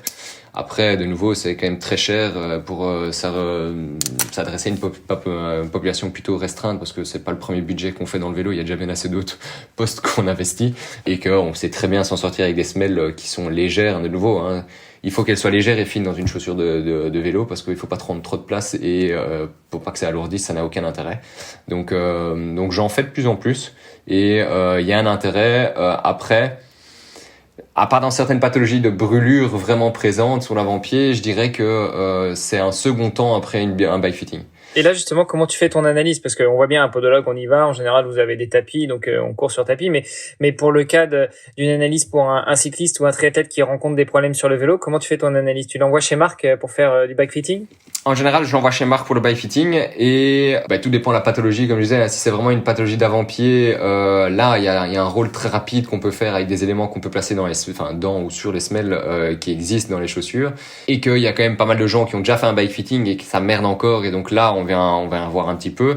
Et là, c'est plutôt une compréhension des appuis. Donc là, on va faire plus en statique pour regarder ce qu'il en est via des plateformes de force qui permettent de voir où on appuie un petit peu quand on vient charger un peu cet avant-pied, et analyse aussi des choix de chaussures. Parfois on peut élargir des chaussures, parfois il faut changer simplement parce que c'est trop étroit. De nouveau, c'est le même principe, trop rigide, la pointure est pas la bonne, la cale ça va pas. Les choix de chaussures, il y a quand même beaucoup de gens qui se trompent de choix de chaussures aussi, on va prendre la longueur des chaussures, elle est souvent trop longue ou trop petite, ce qui fait que la cale, au lieu d'être sous les métatarsiens, donc sous vraiment la plante de pied, elle va se retrouver trop en avant ou trop en arrière, et donc on a beau essayer de la compenser, de les mettre vraiment sur l'avant ou sur l'arrière, c'est pas bon, et donc on va avoir un appui qui est pas au bon endroit, et donc on va se blesser juste parce que l'appui est pas au bon endroit. Et puis les largeurs jouent beaucoup aussi, on va prendre des chaussures qui est trop petite et qui nous va pas, donc quand on achète une chaussure de vélo, moi je conçois pas le fait qu'on puisse acheter une chaussure sans au moins retirer la semelle de l'intérieur et mettre son pied dessus pour voir si on dépasse de 10 cm de chaque côté, ou si elle correspond plus ou moins à la largeur du pied. C'est quelque chose qui reste quand même assez important, et avoir mal aux pieds en vélo, c'est quand même aussi emmerdant qu'en course à pied. On pense qu'à ça. Surtout qu'en triathlon, après, on court, quoi. Ouais. Après, les douleurs peuvent disparaître dès qu'on sort parce que finalement, on a changé de chaussures et que ça va beaucoup mieux parce qu'il y a de l'espace dans les chaussures de course à pied et qui n'existait pas en vélo. Mais il y a beaucoup de choses qui se passent par juste de nouveau ce choix de chaussures, et donc finalement, c'est de l'étude du matériel avec quelques adaptations qu'on peut faire, et les semelles sont en vélo vraiment plutôt rare pour ce qu'on voit comme patientèle, mais ça existe et ça fonctionne. Juste pour préciser, alors là on sort peut-être du domaine de la podologie, mais on est bien d'accord, en vélo on pousse, mais on tire aussi sur le pied quand on pédale, c'est pas uniquement pousser. C'est mieux, ouais. Non, c'est de l'économie, donc c'est quand même pas mal. Après, on tire de nouveau raisonnable, faut pas commencer à tirer comme un arrache, et souvent aussi on va pousser et tirer différemment. Si on a un triathlon après, on va essayer d'un petit peu moins tirer de manière vive parce qu'on s'économise un peu musculairement pour la course à pied que si on est juste en train d'appuyer sur nos pédales et qu'après ça on peut se mettre dans le canapé. C'est pas le même principe. Mais donc ouais, il y a une petite différence qu'on vient faire en course en vélo et en compétition en sortie vélo classique ou en sortie vélo triathlon. Ouais, tout comme on évite de trop se lever de sa selle, potentiellement parce que c'est moins aéro, mais aussi parce que on vient moins travailler certaines chaînes musculaires et donc on se préserve un peu plus pour la course à pied. Et c'est aussi pour ça qu'on voit beaucoup de contre-la-montre, hein, mis à part le côté aérodynamique du vélo de contre-la-montre, c'est que c'est une position qui est peut-être un peu plus propice aussi à un enchaînement de course à pied par la suite, quoi. Ouais, c'est toujours le triathlon, en tout cas. Quand on est sur vélo aéro, ou avec prolongateur, c'est trouver le juste milieu, confort, performance et en tout cas économie en même temps pour la suite des événements. Donc c'est un chouette jeu à trouver. Au même titre qu'en natation, on évite de battre trop des jambes parce qu'on en a besoin par la suite. C'est le principe. Les triathlètes expérimentés qui nous écoutent savent déjà tout ça, mais. Non, pas juste les vrais, c'est juste ceux qui ont un peu d'expérience, mais je veux dire ceux qui sont peut-être un petit peu plus nouveaux dans le sport, c'était bien de le préciser. Tu as parlé aussi de l'élargissement des chaussures. Je sais que c'est un truc qui se fait. Il y a des gens, leurs chaussures de course à pied, ils viennent couper dedans à l'avant. Je sais pas si tu as déjà vu ça. Déjà vu, faire ouais. une espèce de trou et en fait avoir un peu plus d'espace, plus de mobilité au niveau des orteils. C'est pas très pratique, hein. Acheter une chaussure qui correspond, c'est quand même mieux. Il y a quand même assez de chaussures dans le commerce pour trouver la chaussure qui correspond, autant en largeur qu'en longueur et tout ce qu'on veut. Donc, je vois pas l'intérêt de venir acheter une chaussure à 200 balles et de l'ouvrir ça directement après. Maintenant, si ça fonctionne pour eux et qu'ils sont très contents comme ça et qu'il y a pas de pathologie, pas de problème, et qu'ils continuent, mais c'est quand même dommage, je trouve. Ça la fragilise quoi qu'il arrive un minimum et donc c'est un peu spécial. Je dirais trouver juste la largeur qui correspond alors à ce moment-là. Comme des two-box assez larges, ça suffit amplement pour laisser vivre un peu le pied dans la chaussure. C'est ça. Bon, on leur a dit pas mal de fois, effectivement, chacun son truc, même si je pense qu'il y a aussi quand même beaucoup un effet de mode en fait j'ai envie de faire différemment des autres, j'ai envie de faire un truc un peu nouveau et donc je vais tester Dans ce cas-là, t'achètes 2 paires de chaussures d'une couleur différente et puis tu mets un pied droit rouge et un pied gauche bleu, quoi. Tu peux aussi faire ça, ouais. C'est mieux. Pour clôturer, Robin, t'as parlé pas mal de ton centre donc qui se situe à Bruxelles, ouais, en Belgique. Vous êtes plusieurs, donc il y a Marc Pécrit qui en fait partie aussi, qu'on a accueilli sur le podcast il y a quelques mois. Donc pour ceux que ça intéresse, on a parlé bike fitting, réparation carbone, aéro notamment. Et aéro, tout à fait. Et donc, alors, tu peux nous en dire quelques mots de ce centre? Vous êtes combien? Il y a quoi? Et quand, je sais pas, mettons que j'arrive au centre parce que j'ai envie je pas forcément de blessure ou quoi que ce soit, mais j'ai envie d'optimiser un petit peu ma pratique du triathlon. Comment ça se passe? Qu'est-ce qui est possible de faire? En fait, ce centre est arrivé principalement parce que j'étais avec Marc et avec Nicolas Houillou, donc un triathlète également qui est mon coach et qui était à un bon niveau en triathlon à l'époque avant des problèmes de santé. On s'est dit c'est bien, mais il n'y a pas beaucoup de prise en charge globale, en tout cas en triathlon spécifique avec un bike fitting. Ça existe beaucoup, mais ça existe beaucoup dans les magasins et il y a cette notion de commerce derrière où tiens, on fait un bike fitting, on va changer de potence, on va changer la selle, on va changer tout sans essayer de vraiment optimaliser avec le matos qu'on a. Oui, c'est moins objectif en fait quand tu fais ça en magasin. C'est moins objectif et c'est moins pro aussi quoi qu'il arrive à ce niveau-là, et c'est vendu comme ça en magasin. On fait un bike fitting, c'est autant de selles vendues, autant de potence, autant de machin. Donc je dis pas que tout le monde le fait de manière juste commerciale, mais c'est moins objectif, c'est sûr. Et donc on s'était parti. Ouais, c'est ça. Et donc on s'est dit, on a envie de lancer un truc ensemble et cette prise en charge globale. Et donc on a ouvert ça avec un autre collègue qui est podo, parce qu'on voulait avoir un espace podo un peu plus développé avec une analyse un peu plus développée que ce qu'on avait dans des je mets entre guillemets, mais simple cabinet où il y a juste une table et un tapis de course. On voulait un beau tapis de course, on voulait un programme qui analyse de manière assez précise, on voulait des caméras qui regardent de derrière sur le côté, on voulait une piste intérieure, on pouvait courir un minimum si les gens avaient du mal à courir sur tapis roulant et autres pour avoir quelque chose de plus ou moins normal, une course plus réelle. Et donc tout ça a fait qu'on a cherché un endroit et puis on a trouvé. Et maintenant on a l'aspect thérapeutique pour tous ceux qui se blessent déjà de base, et on a l'aspect entre guillemets performance où on a essayé de développer des possibilités de venir analyser soit chaque personne séparément, donc un bike fitting, un peu une analyse de course podo ou une analyse de mobilité, de tests de performance. On parle pas encore de tests cardiaques et autres, on peut pas parce qu'on n'a pas encore de médecin, mais lactate test et tests de performance, on vient faire ça au centre.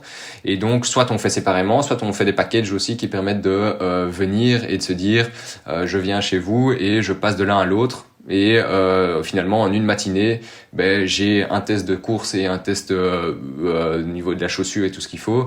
J'ai une position aéro ou position sur vélo en tout cas qui est améliorée. Et à côté de ça, j'ai fait un test de performance qui me donne un petit peu mes zones cibles et qui permet de se travailler de manière hyper intelligente. D'ailleurs, c'est pour tous ceux qui commencent ou autres, ça fait une base qui est hyper intéressante de venir faire des tests juste pour savoir dans quelle zone on est, dans quelle zone il faut travailler, en plus de juste la prévention qui est quand même pas négligeable. En niveau performance, c'est intéressant. Et donc, on fait des packages comme ça qui permettent de venir de connaître sa performance, prévenir des douleurs parce qu'on apprend un petit peu des informations sur chaque technique que ce soit dans chaque sport à ce niveau-là et on essaye d'avoir des suivis aussi à ce niveau-là et on va proposer tous ces packages à tous des clubs dans les environs pour essayer de venir en début de saison ou en mi-saison pouvoir faire un petit peu la suite logique et voir ce qu'il en est. Donc c'est une prise en charge la plus globale possible. Alors, en triathlon principalement parce qu'on est 3 triathlètes sur 4 et que c'est quelque chose qu'on a mis évidemment bien et de manière toujours assez évidemment professionnelle mais assez cool dans la prise en charge. On se prend pas la tête, on passe un bon moment et on explique tout de manière assez importante parce que la compréhension des choses, c'est quand même la base de tout traitement ou toute performance, tout ce qu'on veut, c'est de savoir pourquoi on dit de changer, pourquoi ça vaut la peine de changer et comment il faut changer et qu'est-ce qu'il faut mettre en place. Donc on parle beaucoup, on explique beaucoup pour que ce soit le plus clair possible et on envoie des rapports à la fin qui permettent de garder une trace écrite évidemment de tout ce qu'on a dit et c'est toujours intéressant à ce niveau-là. Ok, super. Bah écoute, top. Ça s'appelle Sport Optimization Center ou SOC, SOC. À Bruxelles, donc voilà, si jamais il y a des gens qui on remettra toutes les infos dans les notes de l'épisode. On sait où venir vous trouver. Et en parlant des infos dans les notes de l'épisode, si on souhaite continuer le débat avec toi, si on souhaite avoir plus d'informations, ou même si on veut venir te rencontrer pour un conseil en podologie, où est-ce que ça se passe ?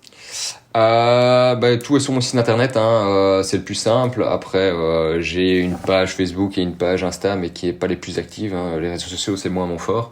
Mais sur mon site internet, il y a toutes les informations. Il y a moyen de savoir où je travaille, comment je travaille un minimum.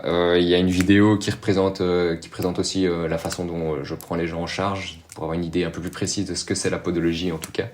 Et le site internet, c'est www.dance, donc dns-podologue.be. C'est aussi simple que ça. Et là, il y a tout. Et pas hésiter à contacter. Je passe pas mal de temps à parler, à expliquer aussi aux gens. Donc, je réponds peut-être pas dans les 2 secondes par mail, mais je réponds toujours s'il y a des questions. Et il faut pas hésiter. Écoute, merci beaucoup Robin d'avoir accepté notre invitation et puis pour ces presque 2 heures de discussion, c'était un vrai plaisir. Merci à vous. Ça m'a réconcilié avec la podologie. C'est déjà ça, c'est bien. Je suis pas certain d'aller mettre des semelles parce que dans les 5 fingers c'est pas facile. Non. Mais en tout cas, c'était vraiment un très bon moment. Je te souhaite une bonne continuation. Je comprends que tu écoutes notre podcast, donc je te donne rendez-vous dans un nouvel épisode pour que tu nous fasses tes retours sur justement les invités qu'on aura eu. Et puis Olivier, je te donne rendez-vous la semaine prochaine pour un nouvel épisode. Yes, super. Merci Robin à toi, c'était hyper intéressant comme épisode. Et Hermano, à très bientôt. Merci à vous. À plus, ciao. Et à la prochaine. Merci d'avoir écouté cet épisode jusqu'au bout. N'oubliez pas de rejoindre notre groupe Facebook pour discuter avec les invités, commenter et poser vos questions. Et Olivier et moi, nous vous répondrons dans un prochain épisode. À la semaine prochaine. Salut les sportifs.